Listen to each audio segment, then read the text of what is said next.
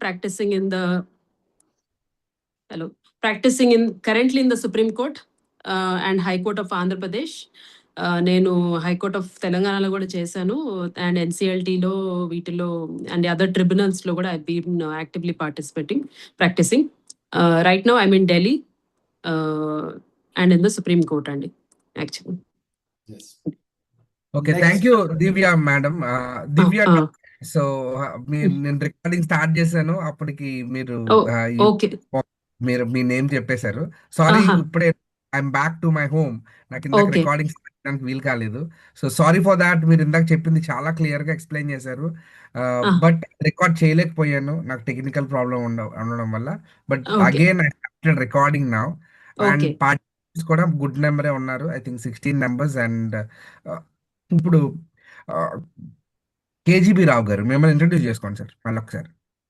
నేను చెప్పాను, యాక్చువల్గా ఐఎమ్ కేజీబీ రావు, హైదరాబాద్ లో నేను ప్రాక్టీస్ చేస్తున్నాను. Actually I was working for insurance, national insurance for very long years. After that I entered in to the practice. I took VRS. Now I'm practising. Mostly నేను focusing areas, actually I'm associated with so many social works. So ఈ police reports ఇవన్నీ practically also I have lot of experience in this. At the same time, I am mostly taking care of financial matters, civil matters, and civil law. Inka mostly Hyderabad area lo mostly ఈ lands తర్వాత ఈ property issues ఎక్కువ ఉంటాయి. అలాగే matrimony cases. So ఇట్లాంటి mostly civil. Criminal side I'm not going because నాది lateral entry కాబట్టి I'm not focusing on criminal. Other than criminal anything, even financial sector లో నాకు I have very good exposure. So ఆ రకంగా banking issues, insurance company issues, other financial frauds ఇవన్నీ. అట్లానే police stations, because by virtue of my social background, అంటే social moment ఎక్కువ కాబట్టి we use to go to police stations. వాళ్ళు ఎలా deny చేస్తారు, ఎలా మనకి ఎఫ్ఐఆర్ చేయరు, అసలు కంప్లైంట్ రిజిస్టర్ చేయరు, ఇలాంటి సమస్యలు ఉన్నప్పుడు ఏం చేయాలి, వీటిల్లో కొద్దిగా ఎక్కువ యాక్సెస్ ఉంది. So this is my background. Thank you. Thank you sir, thank you. So ఇంకెవరైనా ఇంట్రడ్యూస్ చేసుకుంటారండి? ఎవరైనా లాయర్స్ ఉన్నారా? మీ వాయిస్ వినపడట్లేదండి. ఇంకెవరైనా లాయర్స్ ఉన్నారా సార్ గ్రూప్ లో? వాయిస్ మీది వాయిస్ రావట్లేదు సార్. నమస్తే, చెప్పండి సార్. నా పేరు కిషోర్ సార్, విజయనగరం జిల్లా. ఓకే సార్, నేను SC/ST అట్రాసిటీ కేసు పెట్టాను. రిమాండ్ లో ఇద్దరినే చూపించారు సార్ అరెస్ట్ లో. ఓకే, మీది కేసు కదా, కేసు గురించి మళ్ళీ మాట్లాడదాం మనం. సో ఎవరైనా లాయర్స్ ఉన్నారండి గ్రూప్ లో?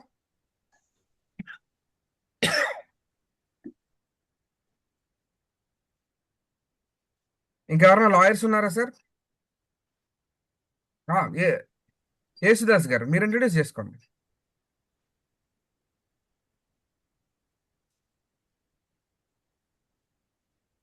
Okay, so sir okay, let us go forward sir. ఇప్పుడు మీ పేరండి? మీరు ఏదో కేసు చెప్తున్నారు, చెప్పండి సార్ మీ పేరు. నా పేరు కిషోర్ సార్. ఏ ఊరు నుంచి అండి? సార్, విజయనగరం జిల్లా జామ్ మండలం సార్ మాది. మీరు ఒక చోట కూర్చోండి, కదలొద్దు అస్మాట్లు. ఓకే, అలా కూర్చొని ఉండండి. ఓకే, సో ఏంటండి సమస్య ఏంటి? సమస్య ఏంటి లేదు సార్, మాది ఒక 40 సెంట్లు ల్యాండ్ ఉంది సార్ ఊర్లో. ల్యాండ్ ఉంటే పైన BC వాళ్ళు ఉన్నారు, పప్పుల వేలం అన్నమాట. ఇంటి వాటర్ మా ఇంటి మీద వెళ్ళిపోవాలంట. రాత్రిని పైప్ తవ్వేసి వేస్తారు, కాలం వేసి కప్పెట్టారు. కప్పెట్టేస్తే మేమేం అడిగాం, మేము ఇలా వేస్తే ఎలాగా, మీరు రిక్వెస్ట్ చేసుకుంటే మేము మా పట్టణంలో ఇస్తాం కదా, మేము ఇది ఎందుకు ఇలా చేస్తారంటే మా దగ్గర నా కొడుకు కులం పేరు తీసి వాళ్ళు మా మీద గొడవకు వచ్చారు ఇంటి మీదకి. వస్తే ఆ పెద్ద మనుషులు పిలిచారు, అరే బాబు అలాగా ఎందుకు తిరగబడ్డారు వాళ్ళ మీద అని చెప్పి అంటే, తప్పుంటే మమ్మల్ని క్షమించండి, కానీ ఈ టైంలో మేము పంచాయతీకి రాము, ఉదయం వస్తామంటే ఊరు మొత్తాన్ని వైసీపీ టీడీపీ నాయకులు ఏం చేశారంటే వాళ్ళు రెచ్చగొట్టి ఇంటి మీద పంపించారు. సుమారు ఒక 200 మంది ఉంటారు, ఇంటి మీదకి వచ్చారు పిల్లలతో సహా వచ్చి. నేనేమో అడ్డాను, ఇంటి మీదకి ఇంటికి రావాలి, ఏదైనా పంచాయతీలు తెలుసుకుంటాం కదా, ఇంటి వరకు రావడం పని ఏముందంటే వాళ్ళకి మాకు 200 మీటర్ డిస్టెన్స్ ఉంటుంది. అక్కడి నుండి వచ్చి మా ఇంటి మీద మా మిస్సెస్ మొత్తం డ్రెస్సెస్ చింపేశారు, నన్ను ఎస్ఎస్ పైప్ రాడ్తో కొట్టారు. మా అమ్మగారు చెయ్యి విరిగిపోయింది, గోల్డ్ అంతా లాక్కి వెళ్ళిపోయారు. అయిపోయిన తర్వాత మేము ఏం చేసిందంటే విజయనగరం జిల్లాలో మహారాజ్ హాస్పిటల్ ఉంది, అక్కడికి వెళ్ళి ట్రీట్మెంట్ తీసుకుని ఎమ్మెల్సీ కట్టిన తర్వాత ఎఫ్ఐఆర్ వేయలేదు ఎస్సీ గారు. 2 days వరకు మమ్మల్ని తిప్పారు. తిప్పిన తర్వాత మేము స్టేషన్కి వెళ్ళి కూర్చుని ఎఫ్ఐఆర్ వేసిన తర్వాత వాళ్ళ మీద ఎస్సీ ఎస్టీ అట్రాసిటీ కేసు ఏమో ఫైల్ చేశారు 35 మంది మీద. పెట్టిన తర్వాత విజయనగరం జిల్లాలో మినిస్టరు ఎమ్మెల్యే సపోర్ట్ వల్ల వాళ్ళు ఏం చేశారంటే కొంతమంది పేర్లు మాకు ఎఫ్ఐఆర్లో తెలియకన్నా పేర్లు తీస్తారు. వాళ్ళు తీసేసి ఇద్దరినే రిమైండ్ అరెస్ట్ లో చూపించారు. మిగతా వాళ్ళేమో వాళ్ళ వీడియోలు ఉన్నంత మాత్రం మేము అరెస్ట్ చేస్తామా ఏంటి డిఎస్పీను ఎస్పీ అలా మాట్లాడుతున్నారు. ఆల్రెడీ మన జవహర్ దగ్గర వెళ్ళాము, సార్ అది ఎంక్వైరీ చేసి చెప్తామన్నారు. అది సార్. ఓకే, సరేనండి. ఓకే, సో మీది ఒక పర్టికులర్ కేసు. ఈ కేసు మీద మనం మళ్ళీ డీప్ గా చర్చించాల్సి ఉంటది. ఓకే, సార్ సో మనం ఇదేమంటే ముఖ్యంగా లా అవగాహన కోసం, అంటే ఇప్పుడు మీది ఒక కేసు ఆల్రెడీ దాన్ని పోలీస్ స్టేషన్కి వెళ్ళింది, కోర్టుకి వెళ్ళింది. ఓకే, సో దీని మీద మనం మళ్ళీ మాట్లాడదాము ఖచ్చితంగా. కాకపోతే ప్రస్తుతానికి మనం సాధారణంగా కోర్టులో పోలీస్ స్టేషన్స్ లో ఏ విధంగా వ్యవహరించాలనే విషయం మీద మనకి అవగాహన కల్పించడం కోసం లాయర్లు వచ్చారు. సో అవును సార్. ముఖ్యంగా మిగతా వాళ్ళు కూడా ఉన్నారు కాబట్టి వాళ్ళ సమయాన్ని కూడా మనం గౌరవించాలి. సో అవును సార్.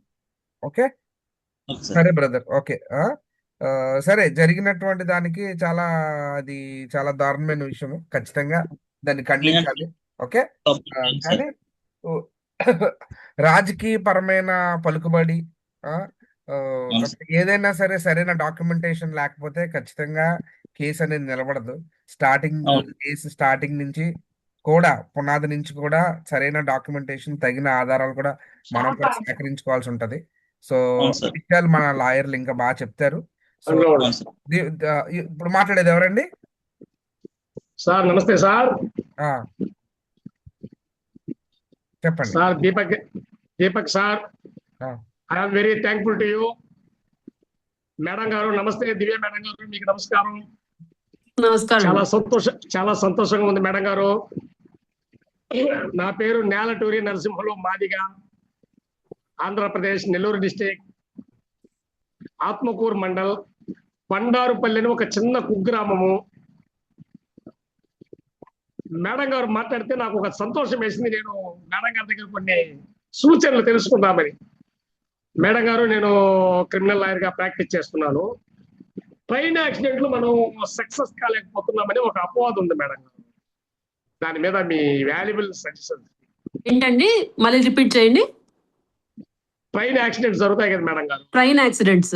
ఎస్ మేడం, వాటిలో మనం దాంట్లో సక్సెస్ కాలేమనేది ఒక అపవాదం ఉంది మేడం గారు.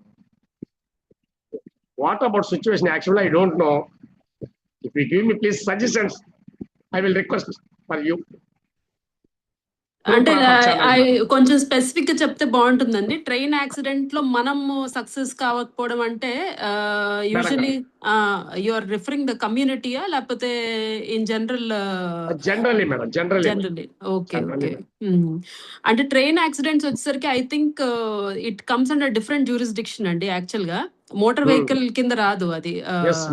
మోటార్ వెహికల్ కింద రాదు, వేరే యాక్ట్ కింద వస్తుంది. దాని మీద success or usually compensation wise ఉంటుందండి, depending on how it is అనేసి. It is entirely different from criminal. And RPF, railway protection force comes into picture. Police కాదు అక్కడ యాక్చువల్లీ. ట్రైన్ యాక్సిడెంట్స్ అవును ఆర్పిఎఫ్ కింద వస్తుంది, పోలీస్ కాదు అది. ఐపీసీ కింద మోస్ట్లీ లైక్లీ రాదు, అన్లెస్ ఇట్ ఈస్ కొన్ని ఆఫెన్సెస్ రాయొచ్చు కానీ, but mostly case by cases అండి. మరి సక్సెస్ రేట్ అనేది యాక్చువల్ గా కేస్ బై కేసెస్ ఉంటుంది. సో బేస్డ్ ఆన్ మీరు ఎలా అడుగుతున్నారు క్వశ్చన్ ఇన్ ద సెన్స్ అసలు success Actually, madam, what I am saying to you, they are RPF are saying to they are suicide అంటున్నారు madam. మనం వెళ్ళి అయ్యా ఇట్లా మా వాడు ఇలా చనిపోయాడు, మా క్లయింట్ ఇట్లా అని మనం అడిగినప్పుడు వాళ్ళు సూసైడ్ చేసుకున్నారండి అంటున్నారు మేడం. పోస్ట్ మార్టం కూడా ఏమంటుందంటే ట్రైన్ కింద పడ్డారు అనేటువంటిది రీసెంట్ ఒకటి జరిగింది మేడం. మీరు వచ్చారు కాబట్టి మాకు కొంత ధైర్యం వచ్చింది మేము తెలుసుకోవడానికి మీ దగ్గర. ఓకే. యూజువల్లీ అంటే కంప్లైంట్ రాసారండి? కంప్లైంట్ డీటెయిల్ చేశారా? వాట్ ఈస్ ద రీజన్ అనేది డీటెయిల్ గా రేజ్ చేశారా? అది దే కెనాట్ గివ్ మేడం. నేను వెళ్ళి దాన్ని తీసుకుంటాను మేడం. ఆ, ఆ. చూడండి ఒకసారి, అంటే కేస్ బై కేస్ చూద్దాము. కాకపోతే మనకి రైల్వేస్ దగ్గర వచ్చి ఇట్ ఈస్ ఎంటైర్లీ డిఫరెంట్ అండి from the usual Yes, yes, yes. Penal provisions. అది కొంచెం డిఫరెంట్ గా ఉంటుంది. బట్ నాకు ఇన్ కేస్ మీరు కేస్ స్పెసిఫిక్ చూపిస్తే కొంచెం I will be better able to Yes. Guide you. Yes. ఇంకోటి అది SC ST అట్రాసిటీస్ అన్నారు కదా, ఆ Yes. విషయంలో ఏంటి, ఇంకొక ఆయన మాట్లాడారు Yes. ఆయన. సో రిగార్డింగ్ దట్, అంటే యూజువలీ FIR లో నేమ్స్ రాలేదు అనేసి అంటున్నారు, రిటర్న్ కంప్లైంట్ రాసినా కూడా. దానికి ఎస్కలేట్ చేయాలండి హైయర్ అప్స్ కి. ఒకవేళ అది కూడా అవ్వకపోతే ప్రైవేట్ కంప్లైంట్ వేయొచ్చు. అది కూడా అవ్వకపోతే ప్రొటెస్ట్ పిటిషన్ వేసుకోవచ్చు. ఇలాంటివి ఉంటాయి. బట్ ఏంటి అంటే యూజువల్లీ లీగల్ సిస్టమ్ అనేది కొంచెం కాస్ట్లీ ఇష్యూ యాక్చువల్గా. మీకు లీగల్ ఎయిడ్ లాయర్స్ కూడా ఉంటారు అవైలబుల్గా. ఇఫ్ పాసిబుల్ మీరు అక్కడ నుంచి కూడా ట్రై చేయండి. అదర్వైజ్ మీకు ఇలాంటి ఒక్కొక్కటి ఉంటుంది. ఒకవేళ మీరు నేమ్స్ యాడ్ అవ్వకపోతే ఫర్దర్ గా మీరు రాసిన రిటర్న్ కంప్లైంట్ మీరు తీసుకున్నారు లేదా, ఒకటి అక్నాలెడ్జ్మెంట్ తీసుకున్నారా, మీ దగ్గర నోటీస్ లో ఉందా, మీ దగ్గర కంప్లైంట్ ఉందా లేదా ఒకసారి చూసుకోండి. దాన్ని బేస్ చేసుకొని FIR లో హౌ డిఫరెంట్ ఇట్ ఈస్, అంటే ఎంత డిఫరెంట్ గా ఉందో మనం దాన్ని బట్టి చూసుకోవచ్చు. ఒకటి బేస్డ్ ఆన్ దట్ పైన అథారిటీస్ కి ఎస్కలేట్ చేయొచ్చు, తర్వాత ప్రైవేట్ కంప్లైంట్ ఇన్స్టిట్యూట్ చేయొచ్చు. అప్పటికి అవ్వకపోతే ప్రొటెస్ట్ పిటిషన్ వేసుకోవచ్చు. తర్వాత ప్రొటెస్ట్ పిటిషన్ లో చెప్పచ్చు దట్ వీళ్ళని యాడ్ చేయలేదు, ఇది అదేని రాయొచ్చు. అప్పుడు ఫర్దర్ గా మ్యాజిస్ట్రేట్ కోర్టు కాగ్నిజెన్స్ తీసుకుంటూ, అదే SC ST కోర్టు కాగ్నిజెన్స్ తీసుకుంటుంది అనేసి ఒక్కొక్క స్టెప్ లో తీసుకుంటారు. అది అండి వన్ ఆఫ్ ద సొల్యూషన్స్ మీకు. బట్ ఒకసారి నాకు పేపర్స్ ఏమైనా ఉంటే నేను ఇంకా బెటర్ గా గైడ్ చేస్తాను మీకు యాక్చువల్ గా. అది కూడా మేడం గారు, thank you very much madam గారు, మీకు హృదయపూర్వక ధన్యవాదాలు. The same time sir Deepak sir, మీరు న్యాయ అవగాహన సదస్సు ఏర్పాటు చేసిన దానికి మీకు హృదయపూర్వక ధన్యవాదాలు. ప్లాట్ఫామ్ లో పెద్దలందరూ కూడా పేరు పేరు నమస్కారం తెలియజేస్తున్నారు sir. Thank you sir.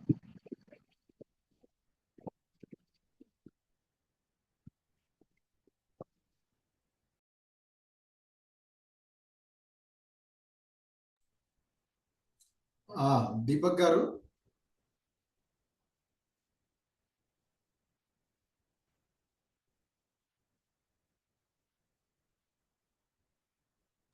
Yesudas గారు హ్యాండ్ రేజ్ చేశారు. ఎవరండి? ఇక్కడ యేసుదాస్ గారిని హ్యాండ్ రేజ్ మాట్లాడిద్దామా? చెప్పండి సార్, యేసుదాస్ గారు. సార్ నమస్తే అందరికి, మన ఎవరైతే ఉన్నారు అందరికి గుడ్ ఈవినింగ్ సార్. అదే మన సార్ నరసింహులు గారు అడిగారు, రైల్వే ఏంటంటే జనరల్ గా టికెట్ ఉందా లేదా అని చూస్తారు సార్. అతను ప్యాసింజర్ లేదని చూస్తారు. అతను సాధారణ జనరల్ గా టికెట్ లేకపోయినా కూడా పాపం వేరే వాళ్ళు టికెట్ అన్న తీసుకొని అతని జేబులో, ఎవరైతే డిసీజ్డ్ ఇంజరీ ఉన్నారో వాళ్ళ జేబులో పెడతారు. జనరల్ గా క్లైమ్ వాళ్ళు అవార్డు చేసేటప్పుడు టికెట్ ఉందా లేదా ప్యాసింజర్ అని మాత్రమే చూస్తారు. ఇక్కడ మనకి రైల్వే ట్రిబ్యునల్ సికింద్రాబాద్ లో ఉంది సార్. మరి అక్కడ నెల్లూరు సార్ది మరి కేసు ఎక్కడుందో మరి నాకు ఐడియా లేదు.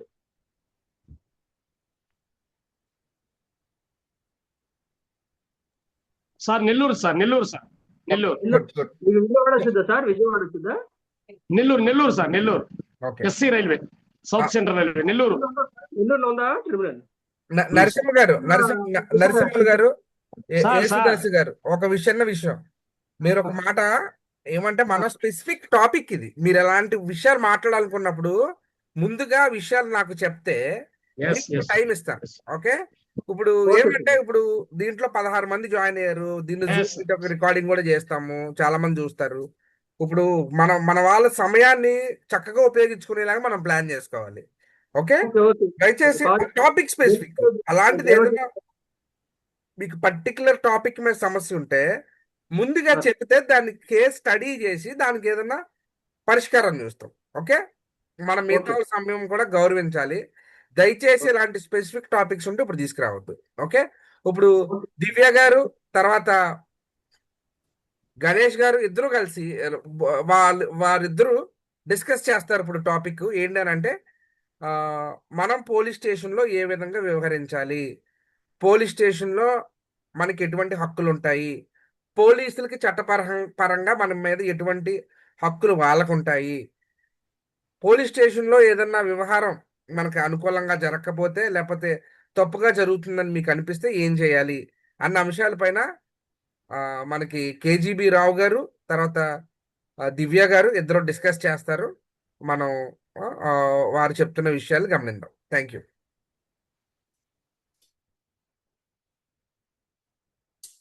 ఓకే అండి దీపక్ గారు, థ్యాంక్ యూ. ఇప్పుడు ఇందాక మేడం గారు చెప్పారు కదా, మనం పోలీస్ స్టేషన్కి వెళ్ళినప్పుడు మనం ఎలా వ్యవహరించాలి, తర్వాత మనకు ఉన్నటువంటి హక్కులు ఏంటి, అధికారాలు ఏంటి, పోలీస్ వాళ్ళు వెళ్ళినప్పుడు మన యొక్క కంప్లైంట్ కాపీని వాళ్ళు రిసీవ్ చేసుకోవాలి. రిసీవ్ చేసుకున్న తర్వాత మనకు ఒక అక్నాలెడ్జ్మెంట్ కూడా ఇవ్వాలి. అయితే మీకు మీ యొక్క దినచర్యలో భాగంగా మన సామాజికంగా ఎన్నో సమస్యలు వస్తూ ఉంటాయి. ఎన్నో పరిస్థితుల్లో మనం పోలీస్ స్టేషన్ వెళ్ళాల్సిన అవసరం వస్తుంది. అది ఏ రకంగానన్నా అయి ఉండొచ్చు, అది క్రిమినల్ అఫెన్స్ అన్నా అయి ఉండొచ్చు. అంటే ఓకే, మోస్ట్లీ క్రిమినల్ అఫెన్సెస్ కోసం మాత్రమే పోలీస్ స్టేషన్లో మన ఇచ్చే ఫిర్యాదును వాళ్ళు స్వీకరిస్తారు. మనం ఏఆర్జీ ఇవ్వాలనుకున్నా కూడా క్రిమినల్ చట్టానికి లోబడి మాత్రమే మనం కంప్లైంట్ ఇవ్వడానికి ఉంటుంది. కొందరు సివిల్ సమస్యలు ఉంటాయి. ఇప్పుడు ఇల్లు ఉంటుంది, ఒక ఇంటి విషయంలో తగాదాలు కానీ, లేకపోతే ఒక మన టెనెంట్, మన యొక్క అద్దెకున్న వాళ్ళతో వచ్చే సమస్యలు కానీ, లేదంటే ఇతరత్ర ఇంకా ఫైనాన్షియల్గా ఎవరో డబ్బులు తీసుకొని మనకు ఇవ్వకపోవడం కానీ, ఇలాంటి సివిల్ వాటిల్లో పోలీస్ వాళ్ళు తల దూర్చరు. అయితే మనం అట్లాంటి సివిల్ ఇష్యూ ఉన్నప్పుడు కొందరు ఏం చేస్తుంటారంటే, వాళ్ళ యొక్క ఉన్నటువంటి ఇన్ఫ్లుయెన్స్ ఉపయోగించి పోలీస్ స్టేషన్కి వెళ్ళి కంప్లైంట్, మన పైన ఏదో కంప్లైంట్ రాస్తారు ఈ రకంగాని. అప్పుడు పోలీస్ వాళ్ళు అనధికారికంగా మనల్ని ఇన్ఫ్లుయెన్స్ చేసి మనతో డబ్బులు ఇప్పించడం కానీ, లేదంటే మనల్ని భయపెట్టి కంప్లైంట్కి మెయిల్ చేయడానికి ప్రయత్నిస్తుంటారు. ఇదంతా పోలీస్ వ్యవస్థ కానీ, ఇవన్నీ అత్యంత ఇన్ఫ్లుయెన్స్తో కూడుకున్నటువంటి పరిస్థితుల్లో జరుగుతూ ఉంటాయి. అంటే సమాజాన్ని ప్రభావితం చేసే వ్యక్తులు పోలీస్ వాళ్ళు వాళ్ళ చెప్పు చేతల్లో ఉంటారన్నమాట. కాబట్టి చట్టం వేరు, ప్రాక్టికల్గా మనకు జరిగేది వేరు. సో అందువల్ల కానీ మనం ఏంటంటే చట్టం పరిధిలో మనం పనిచేస్తుంటాం కాబట్టి, మనం హక్కులను చట్టం ద్వారా పొందుతాం కాబట్టి, మనం నిరుత్సాహపడకుండా ఖచ్చితంగా మనం చట్టాన్ని అనుసరించి, చట్టానికి లోబడి మనం మన యొక్క సమస్యలను తీర్చుకోవాలి. అట్లా ఉన్నప్పుడు ఏం చేయాలి? ఇప్పుడు ఎవరో వెళ్ళారు, మీకు అనిపిస్తుంది అది సివిల్, ఒక సమస్య, అది సివిల్ నేచర్ ఉంది అంటే, సివిల్ అంటే అది ఒక క్రైమ్లోకి రాదు. బిఎన్ఎస్ఎస్ చట్టాలు ఉన్నాయి కదా, బిఎన్ఎస్ చట్టాల్లో ఒక పరిధిలోకి రాదు.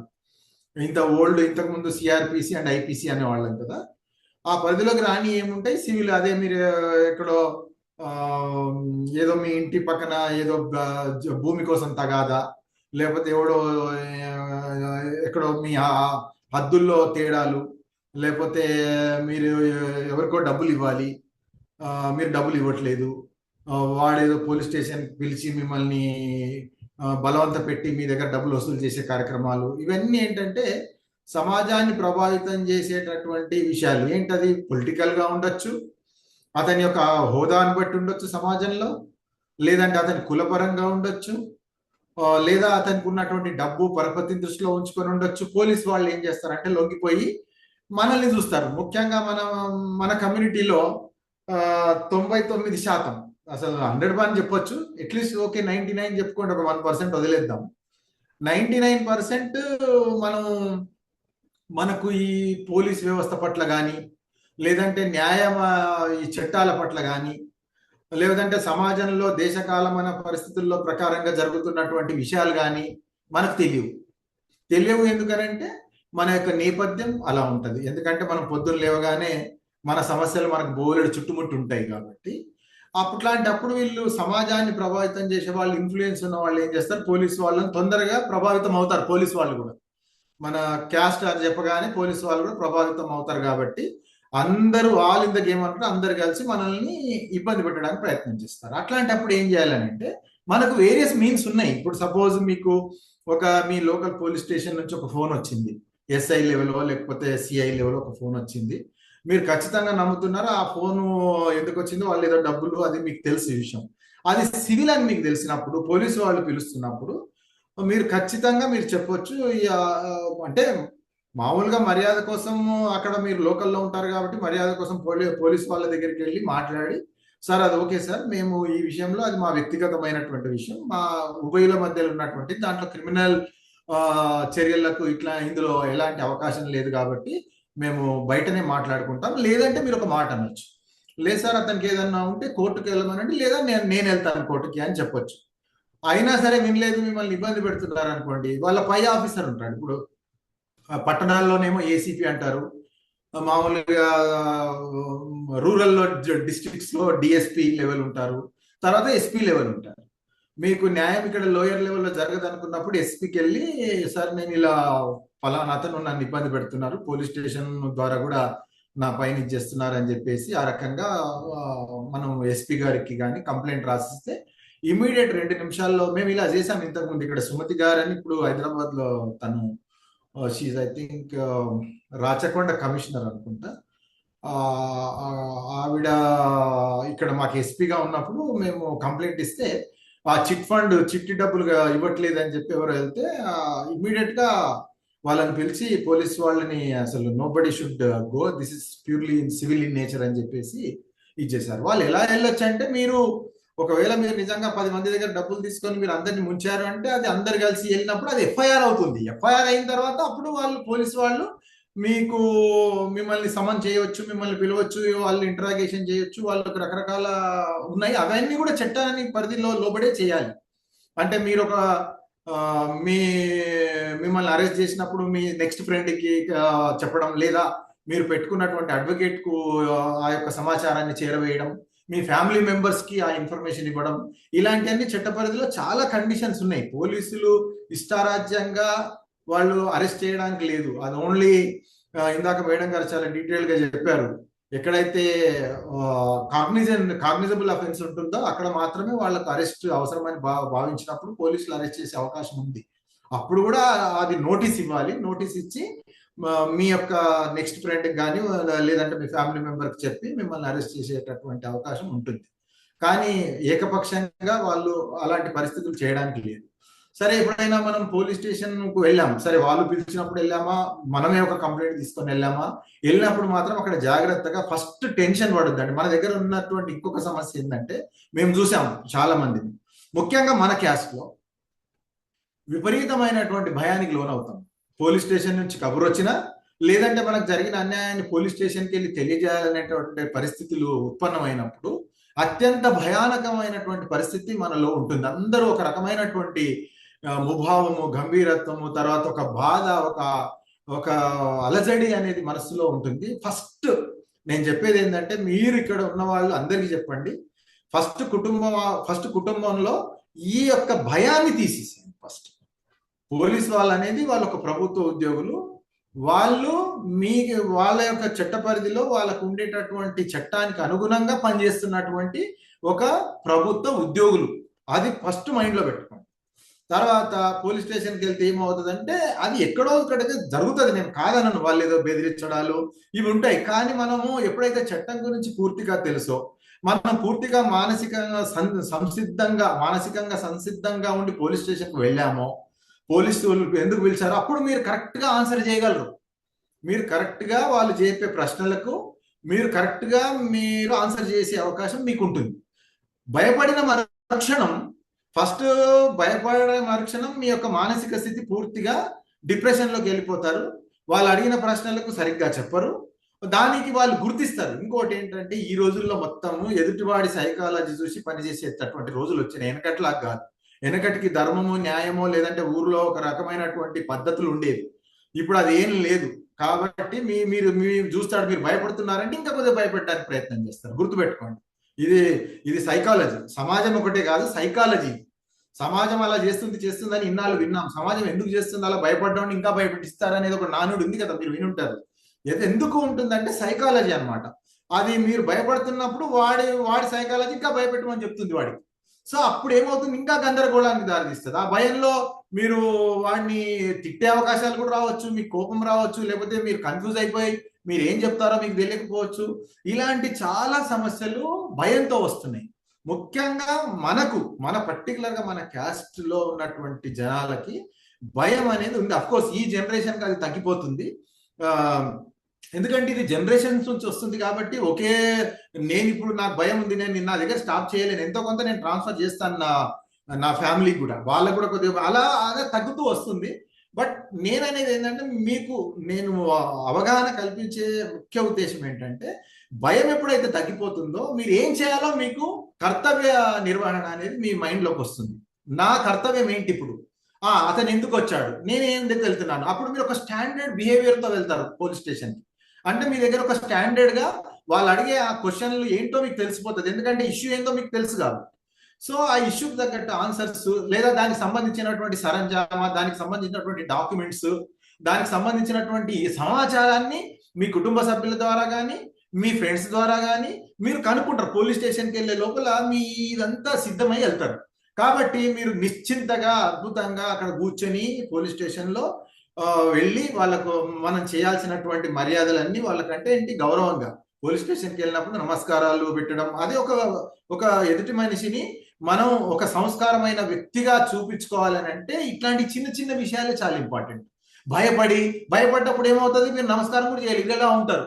ఉండగానే వాడికి అర్థమైపోతుంది వీడు భయపడ్డాడు, ఇంకా భయపెట్టిస్తారు. మీ శత్రువు అక్కడ ఉంటాడు, ఉండి వాడు ఇంకా వాళ్ళని ఎగుదొస్తుంటాడు. కాబట్టి ఫస్ట్ భయం తీసేయండి. భయం తీసిన తర్వాత గౌరవంగా మాట్లాడాలి. పోలీస్ స్టేషన్కి వెళ్ళిన తర్వాత వాడు ఏదేదో చెప్తుంటాడు, ప్రతి ఒక్క దాంట్లో మీరు దూరే అవసరం లేదు. వాడు అన్ని చెప్పిన తర్వాత వాడిది అయిపోయిన తర్వాత మళ్ళీ మిమ్మల్ని అడిగినప్పుడు, ఎందుకంటే ఇవి చాలా ఇంపార్టెంట్ అండి. మేము వెళ్తుంటాం కదా మా పోలీస్ స్టేషన్లకు, అక్కడ ఈ వచ్చిన జనాలంతా కన్ఫ్యూజ్ చేసేస్తారు. వాడు ఏం చేస్తాడు, పోలీసు వాడికి ఈ కోపం వచ్చేసి బయటికి వెళ్ళి అంటాడు. మీరు చెప్పాల్సినటువంటి అవకాశం కూడా మీకు దొరకదు. సో ఏమైపోతుంది, మీరు భయపడ్డ మరుక్షణం వాడు వెళ్తాడు, ఇంట్లో ఏదో రాసేస్తారో అయిపోతుంది. మీరు సరిగ్గా మాట్లాడితే పోలీసు వాడికి కూడా భయం ఉంటుంది. ఏంటి, ఓహో ఈ మనిషి పద్ధతి గల మనిషి, ఇతనికి అన్నీ తెలుసు, కాబట్టి నేను ఎలాంటి అవకతవకలు చేసినా పోలీస్ స్టేషన్ ప్రభుత్వం బదనాం అవుతుంది అనేటటువంటి విషయాన్ని గుర్తించి మీకు తగినటువంటి మర్యాద ఇచ్చి మీకు చైర్ కూడా ఇస్తారు, కూర్చోండి. ఓకే, ఇవ్వకపోతే వదిలేయండి.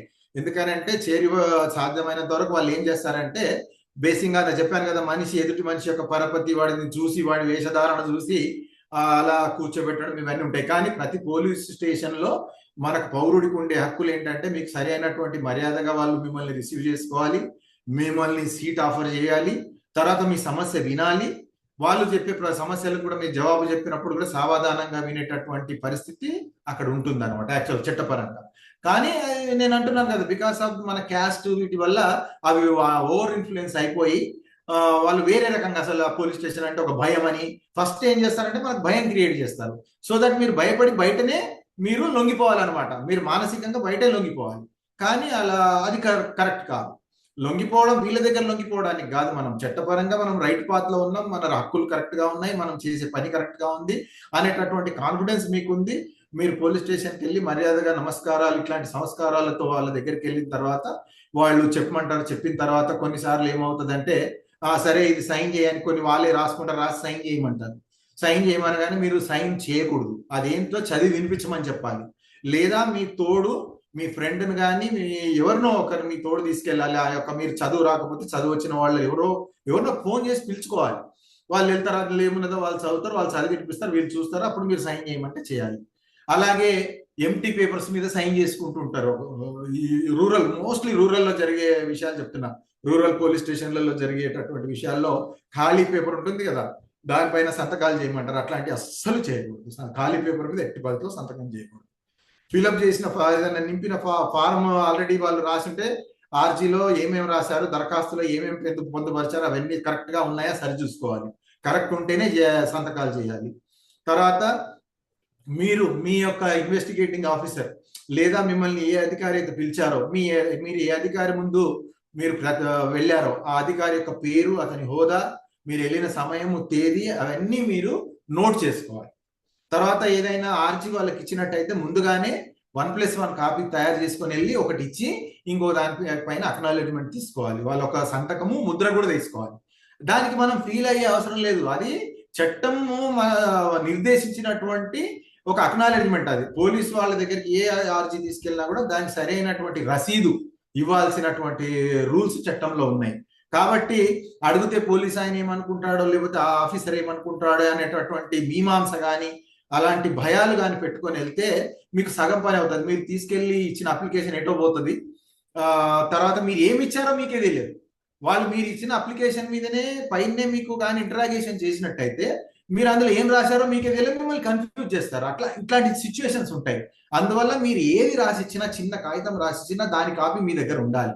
అందువల్ల మీరు ఏది రాసినా 1+1 తీసుకొని వెళ్ళాలి. ఒకవేళ పోలీస్ స్టేషన్ లో వాళ్ళే రాస్తుంటారు ఈ మధ్యన, ఎందుకంటే చదువు రాదు కాబట్టి వాళ్ళే రాసి సంతకం పెట్టించుకుంటారు. అట్లాంటి దానికి మీ దగ్గర మొబైల్ ఫోన్, మీ ఫ్రెండ్దో మీ చుట్టాలదో మీదో, ఆ మొబైల్ ఫోన్తో సార్ నాకు ఒక ఫోటో తీసుకుంటానని చెప్పి ఒక ఫోటో తీసుకోవాలి. సో ఖచ్చితంగా మనం ఏమిస్తున్నాం పోలీస్ స్టేషన్కి అనేటటువంటి అక్నాలెడ్జ్మెంట్ మన దగ్గర ఉండాలి. ఆ ఉన్నప్పుడే మీరు తీసుకొని అది వచ్చినప్పుడే కదా మనకు ఎవరికైనా అడ్వకేట్ గారికి కానీ లేదంటే మీ నెక్స్ట్ ఫ్రెండ్ ఎవరైనా చదువుకున్న ఊర్లో చదువుకున్న వాళ్ళకి చూపించినప్పుడు అందులో ఏముంది అనేది కరెక్ట్ గా మీకు అర్థం అవుతుంది. లేకపోతే ఏమవుతుంది, మీ దగ్గర ఏం లేకపోతే 4 రోజులు అయినాక అది ఎవరికీ సాధ్యం కాదు, అంత ఈజీ కాదు మీరు ఇచ్చిన అప్లికేషన్ మళ్ళీ తెచ్చుకోవడం. ఎందుకంటే పోలీస్ స్టేషన్ లో వాళ్ళు ఆల్రెడీ ఎఫ్ఐఆర్ లో రాసినప్పుడు మీ అప్లికేషన్ లో ఉన్నటువంటి ఎక్స్ట్రాక్ట్ ని దాంట్లో పెడతారు. అది ఏమి ఇచ్చారు అది అనేది ఫోటో పెట్టారు, వాళ్ళు ఓన్లీ అందులో రాస్తారు. సో ఇట్లాంటి పరిస్థితుల్లో మీకు కూడా ఒక ఆందోళనలో లేకపోతే పోలీసు వాళ్ళు పిలిచినప్పుడు లేదా ఇంటి దగ్గర జరిగినటువంటిదో లేకపోతే రోడ్లలోనో లేకపోతే ఒక ఆఫీస్లోనో జరిగిన ఆ గొడవలో ఆ టెన్షన్ లో మీరు వెళ్తారు కాబట్టి మీరు ఏం రాసిస్తున్నారు అనేది ఆ పూటకు మాత్రమే గుర్తుంటుంది. సపోజ్ ఒక 1 వీక్ 1 మంత్ తర్వాత మీరు అది ఏం రాసిచ్చారో మీకే తెలియదు. అందులో ఎఫ్ఐఆర్లు అంత ఈజీగా ఊర్లలో వెళ్తే ఎఫ్ఐఆర్లు అంత ఈజీగా మీరు తీసుకోవాలని కూడా తెలియదు. వాళ్ళకు ఎఫ్ఐఆర్ అనేది ఉంటుంది, ఆ కాపీ తీసుకోవాలి, నేను నా ఫైల్లో పెట్టుకోవాలి అనేటటువంటి పరిజ్ఞానం కూడా ఉండదు. కాబట్టి ఈ అప్లికేషన్ చాలా కీలకం. మీరు ఇచ్చేటటువంటి అప్లికేషన్ యొక్క కాపీ మీ దగ్గర పెట్టుకోవడం అనేది చాలా చాలా కీలకమైనటువంటి విషయం. అది కూడా అప్లికేషన్ వాళ్ళ అక్నాలెడ్జ్మెంట్ చెప్పాను కదా, పోలీస్ స్టేషన్ లో అక్నాలెడ్జ్మెంట్ సైన్ చేసి వాళ్ళ ముద్ర ఒక స్టాంప్ వేయించుకొని రావాలి. అప్పుడు అది కరెక్ట్ గా అక్నాలెడ్జ్మెంట్. రేపు ఏ మార్పులు జరిగినా ఎఫ్ఐఆర్ లో ఏ పేర్లు తీసేసినా ఏ పేర్లు పెట్టినా మన అప్లికేషన్ అనేది బేసిస్ దానికి అనమాట, మన కంప్లైంట్ అప్లికేషన్ కంప్లైంట్. సో అది ఇంకా పోలీస్ వాళ్ళకు ఉండేటటువంటి అధికారాలు ఉంటాయి. ఇప్పుడు మీ పైన కానీ ఎవరైనా కంప్లైంట్ ఇచ్చినప్పుడు మిమ్మల్ని పిలవడం, మీ దగ్గర సరైనటువంటి సాక్ష్యాలు సేకరించడం, తర్వాత మీ తరఫును కూడా ఏదైనా ఫిర్యాదు ఉన్నట్టయితే దాన్ని రాసి రైటింగ్ లో తీసుకోవడం, ఇందాక చెప్పినట్టుగా ఒకవేళ అఫెన్స్ పెద్దదైతే అరెస్ట్ చేసేటటువంటి సందర్భాలు కూడా ఉంటాయి. కాబట్టి ఏదైనా కూడా పోలీసు వాళ్ళకు ఉన్నటువంటి అధికారాలు ఒకటి ఏంటంటే అపరిమితమైనటువంటి అధికారాలు ఏమి ఉండవు. ఏదైనా చట్టానికి లోబడే ఉంటాయి.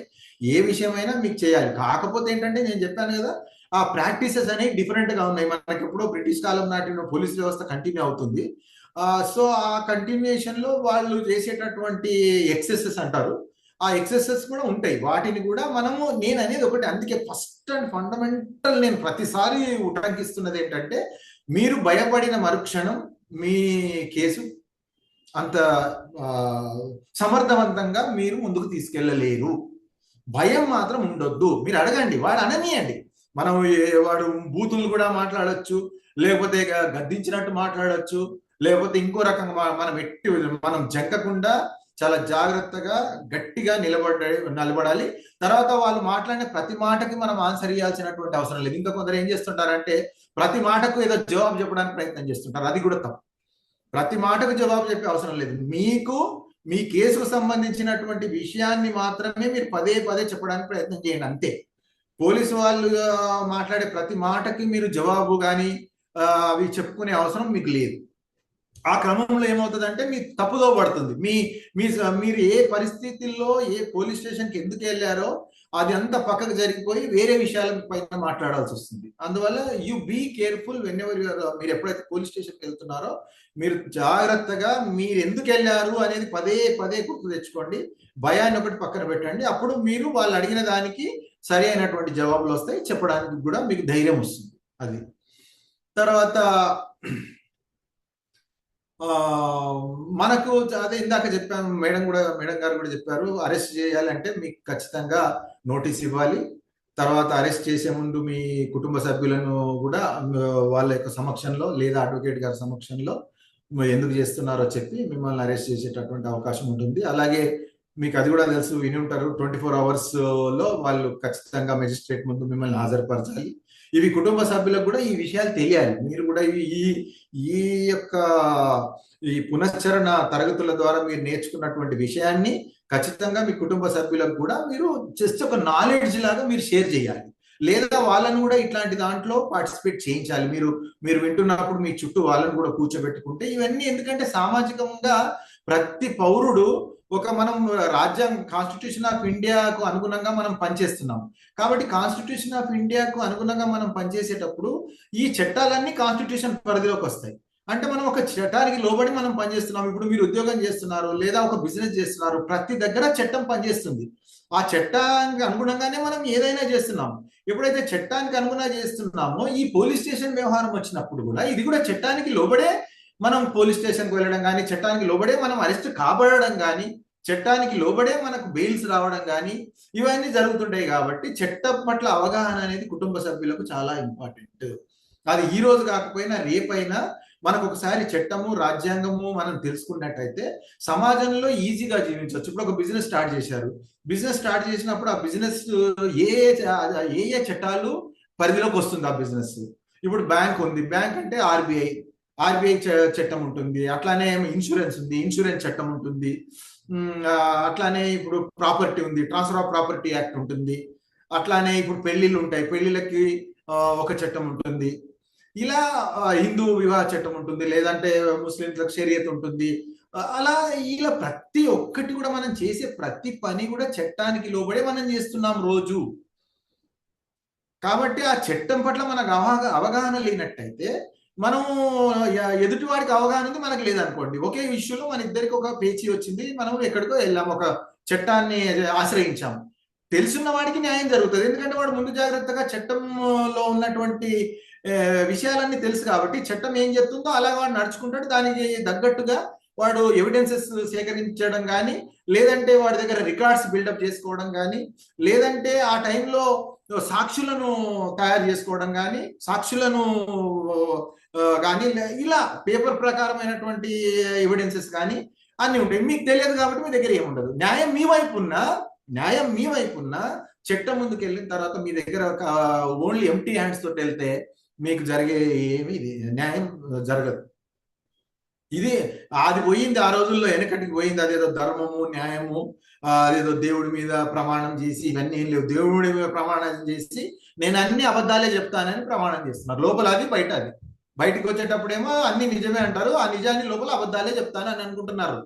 సో కాబట్టి ఇలాంటి లోకంలో బ్రతకాలంటే ఫస్ట్ ముందుగా మన మాదిగలకి తప్పకుండా ఈ యొక్క సామాజిక పరిజ్ఞానం ఒకటే కాదు, చట్టాల పట్ల పూర్తి అవగాహన ఉన్నప్పుడు ఇంకా సమర్థవంతంగా మనం ఈ ఉద్యమాన్ని ముందుకు తీసుకెళ్లేటటువంటి అవకాశం ఉంటుంది.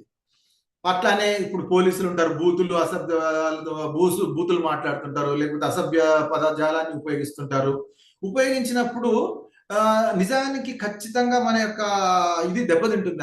I agree. But the thing is, మనము మూకుమ్మడిగా ఇంకా మనకు అవగాహన పెరిగి ప్రతి ఒక్కరు ఎదురు ప్రశ్నించేటటువంటి తత్వము వచ్చేటటువంటి ధైర్యాన్ని, నేను ఇందాక అన్నాను కదా మళ్ళీ భయం, ఆ భయం పోయి మీరు ప్రశ్నించేటటువంటి తత్వం మీ లోపల మొదలైతే ఖచ్చితంగా వాడు నెక్స్ట్ టైం తిట్టడానికి భయపడతాడు.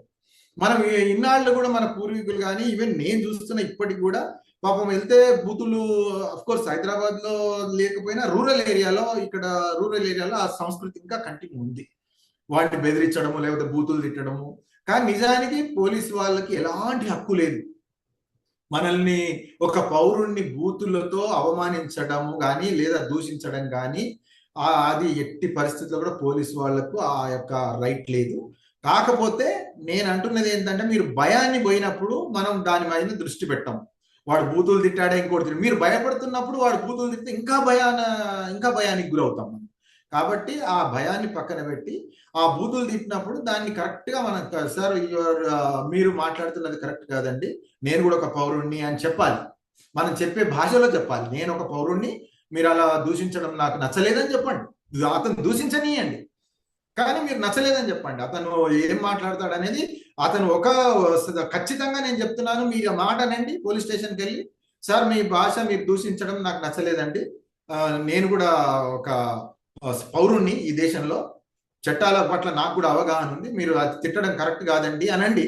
అన్న తర్వాత ఆ ఒక్కదానికి ఇంకేదో అనొచ్చు, ఏదో భలే నాకు చెప్తున్నవారా ఏంట్రా అని అనొచ్చు, కానీ ఆ తర్వాత ఖచ్చితంగా బూతులు తగ్గిస్తాడు. ఈ అవగాహన మనకు కావాలి, ఖచ్చితంగా జాగ్రత్తగా మాట్లాడతాడు. సో అందువల్ల ఆ బూతులో మాట్లాడినా లేదంటే ఎక్సెస్ ఏదన్నా మాట్లాడినా కూడా దాన్ని సమర్థవంతంగా జాగ్రత్తగా గౌరవంగా దానికి తిరుగు జవాబు ఇవ్వకూడదని కాదు, ఖచ్చితంగా ఇవ్వాల్సిందే. కొద్దిగా జాగ్రత్తగా మాట్లాడి ఇచ్చినట్టయితే మనకు పర్ఫెక్ట్ గా ఉంటుంది. అలాగే నేను చెప్పాను కదా ఇంతకు ముందు, ఏ చట్టం రూపొందించినా కూడా దానికి మన రాజ్యాంగం అనేది ముఖ్యమైనటువంటి బేస్, ముఖ్య గ్రంథం. అందులో నుంచే ఆర్టికల్ 14, 15, ఆర్టికల్ 19, 20, 21, 22 అలా 32 వరకు, మనకి 34 వరకు ఫండమెంటల్ రైట్స్ అనేవి ఉన్నాయి చాలా. ఆ ఒక్కొక్క రైట్స్ ని ఇంప్లిమెంట్ చేసే స్టేట్ అంటే ఏంటి, రాజ్యం, మన నేషన్, మన కంట్రీ. అంటే ఇప్పుడు అంటారు కదా రాజముద్ర వేశాడని, వెనకటికి కింగ్ ఒక రాజముద్ర వేస్తే అది చట్టం, ప్రతి ఒక్కరు అది పాటించాలి. అట్లానే స్టేట్ అంటాం మనం పరిభాషలో, లీగల్ పరిభాషలో స్టేట్ అంటాం అనమాట. ఇప్పుడు పోలీసు వాళ్ళు ఏం చేసినా కూడా స్టేట్ అని సంబోధిస్తాం. అంటే పోలీసు వాడు సొంతగా చేయలేదు, అది మనకు ఉన్నటువంటి రాజ్యాంగం ఇచ్చినటువంటి హక్కు, రాజ్యాంగం ఇచ్చినటువంటి పవర్స్ ద్వారా అతను ఈ యొక్క పని చేస్తున్నాడు. కాబట్టి మనం ఎవరు చేసినా కూడా స్టేట్ అని అంటాం. సో అలా ఈ యొక్క రాజ్యాంగంలో ఉన్నటువంటి మన యొక్క ప్రాథమిక హక్కులు రక్షించే క్రమంలో తయారైనటువంటివే ఈ యొక్క రూల్స్ అండ్ రెగ్యులేషన్. స్వేచ్ఛ, ఫ్రీడమ్, ఫ్రీడమ్ ఆఫ్ స్పీచ్, తర్వాత రైట్ టు లివ్ అంటే మనం జీవించే హక్కు, ఇట్లాంటి అన్ని ఫండమెంటల్ రైట్స్ ని ప్రొటెక్ట్ చేసే క్రమంలో, అంటే రాజ్యాంగాన్ని మనము రాజ్యాంగం ప్రకారంగా ఏ ప్రభుత్వం అయినా పాలన చేయాలి. ఆ పాలన రాజ్యాంగ ప్రకారం చేయడానికి ఈ రూపొందించినటువంటి రూల్స్ అండ్ రెగ్యులేషన్స్ చట్ట రూపంలో ఉంటాయి అనమాట. సో కాబట్టి మనకు రాజ్యాంగం అనేది మనది డాక్టర్ బాబాసాహెబ్ అంబేద్కర్ గారు రాసినటువంటి ఈ రాజ్యాంగం చాలా విశాలమైనటువంటి రాజ్యాంగం. ప్రతి చోట పౌరుల యొక్క వెల్ఫేర్, మనం ప్రియాంబుల్ అంటారు, ప్రవేశిక అని ఉంటుంది రాజ్యాంగంలో. అది అందులో ముఖ్యంగా మనకు చెప్పింది ఏంటంటే our state is welfare state. అంటే అంటారు కదా, ఒక 100 నేరస్తులు తప్పించుకున్నా పర్లేదు కానీ ఒక నిరపరాధికి శిక్ష పడకూడదు అనేటటువంటి మన రాజ్యాంగం యొక్క ముఖ్య పీఠిక. సో దానికి అనుగుణంగానే మనది వెల్ఫేర్ స్టేట్. అంటే మన రాజ్యాంగం ఖచ్చితంగా పౌరుల యొక్క వెల్ఫేర్ ని దృష్టిలో పెట్టుకొని రాయబడ్డది. కాబట్టి అందులో ఏ చట్టమైన పౌరుల వెల్ఫేర్ కు వ్యతిరేకంగా ఉన్నట్టయితే అది స్క్వాష్ చేయబడుతుంది. ఈ చట్టాలు ఎన్నో రూపొందిస్తుంటది శాసన సభ. అందులో ఏదైనా సపోజ్ ఒక వ్యక్తి స్వేచ్ఛకు కానీ ఫండమెంటల్ రైట్ కానీ విరుద్ధంగా ఉన్నట్టయితే అది మనము సుప్రీం కోర్టులో మనం స్క్వాష్ చేసుకునేటటువంటి అవకాశం ఉందన్నమాట. అలాగే ఇప్పుడు మనము మీరు వెళ్ళారు, ఎఫ్ఐఆర్ రిజిస్టర్ అయింది, తర్వాత ఎఫ్ఐఆర్ రిజిస్టర్ అయిన తర్వాత మీకు వాళ్ళు విధిగా వాళ్ళ ఎఫ్ఐఆర్ ను మీకు ఒక కాపీ ఇవ్వాలి. అయితే ఇప్పట్లో కొన్ని స్టేట్స్ లో, మేడం గారికి బాగా తెలుసు, చాలా స్టేట్స్ లో దీన్ని ఆన్లైన్ చేశారు. కాపీ పొందొచ్చు. లేదా పోలీస్ స్టేషన్ లో మీరు ఎఫ్ఐఆర్ అయిన తర్వాత మీరు ఒక కాపీ కావాలని అడిగేటటువంటి రైట్ మనకుంది, ఇవ్వాల్సినటువంటి బాధ్యత వాళ్ళకు ఉంది. తర్వాత ఇంకోటి ఏంటంటే ఎఫ్ఐఆర్ జిరాక్స్ ఇస్తే కాదు, ఎఫ్ఐఆర్ పైన మీరు దానికి ఒక స్టాంప్ అండ్ ట్రూ కాపీ కావాలని చెప్తే ఆ కాపీ కూడా మీరు తీసుకోవచ్చు. ఎందుకంటే ఇప్పుడు అట్లాంటి ఎఫ్ఐఆర్ కాపీని మీరు వేరే చోట సబ్మిట్ చేయడానికి కొన్ని చోట్ల అవసరం ఉంటుంది. ఇప్పుడు మోటార్ యాక్సిడెంట్ అయినప్పుడు ఇన్సూరెన్స్ కంపెనీలో కానీ వాళ్ళు అది అడుగుతారు, ఏంటి ఎఫ్ఐఆర్ కాపీ అడుగుతారు. అట్లాంటప్పుడు ఓన్లీ జిరాక్స్ కాపీ చెల్లదు. జిరాక్స్ కాపీ ఎందుకు చెల్లదంటే కోర్టులో ఇది మార్క్ చేస్తారు అనమాట, డాక్యుమెంట్ మార్కింగ్ అని ఒకటి ఉంటుంది. ఈ జిరాక్స్ కాపీలు కోర్టులో మార్కింగ్ అవ్వవు, అది గుర్తుపెట్టుకోండి. ఫస్ట్ మీరు డాక్యుమెంట్ ఎవిడెన్స్ కలెక్ట్ చేసేటప్పుడు ఏ కేసులోనైనా కోర్టుకి జిరాక్స్ ఉంది నా దగ్గర అనుకొని మీరు హాయిగా మిన్నకుండి ఉంటే, సపోజ్ రేపు కోర్టులో సబ్మిట్ చేసేటప్పుడు, కేసు ఫైల్ చేసేటప్పుడు ఈ జిరాక్స్ కాపీ మార్క్ చేయబడదు. మార్కింగ్ కాలేదు అని అంటే that is not accepted by the court. So అందువల్ల మీరు ఏ కాపీ ఇవ్వాలన్నా కూడా మీ ఓన్ డాక్యుమెంట్స్ అయితేనేమో సెల్ఫ్ అటెస్టెడ్ సరిపోతుంది. బట్ ఈ డాక్యుమెంట్ ఏదైనా ఒక గవర్నమెంట్ ఏజెన్సీ నుంచి తీసుకున్నది అయితే మాత్రం అది ఖచ్చితంగా అక్కడ వాళ్ళ యొక్క స్టాంపు, సంతకం అవసరం ఉంటుంది. అప్పుడు మాత్రమే కోర్టులో ఆ పర్టికులర్ డాక్యుమెంట్ యాక్సెప్ట్ చేయడం జరుగుతుంది. ఇది ఒకటి గుర్తుపెట్టుకోండి. ముఖ్యంగా చాలా మంది నా దగ్గర ఫోన్లో కాపీ ఉందనో ఇంకోటో కాదు. తర్వాత మనం ఇంకొకటి నేర్చుకోవాలి అని అంటే ఇట్లాంటి విషయాల్లో ఖచ్చితంగా మీరు ఒక ఫైల్ మెయింటైన్ చేయాలి. ఫ్రమ్ ద మొదటి రోజు నుంచి జరుగుతున్నటువంటి వ్యవహారాలను డేట్ వైజ్ క్రానలాజికల్ ఆర్డర్ గా మీరు ఆ ఫైల్లో ఫైల్ చేస్తూ పోవాలి. ఎవరు ఇప్పుడు అదే ఒక అడ్వకేట్ గారి దగ్గరికి వెళ్ళినా కూడా ఆయనకు అది సీక్వెన్స్ గా డే బై డే మనం డెవలప్మెంట్స్ అన్ని చెప్పినట్టయితే తనకు కేసు ఈజీగా అర్థమైపోతుంది. మీరు అన్ని మెస్ చేసేసి ఇంట్లో అన్ని పెట్టేసి ఒకటి పోతుంది, ఒకటి దొరకదు, దాని సీక్వెన్స్ అంటారు, కన్సిస్టెన్సీ మిస్ అవుతుంది.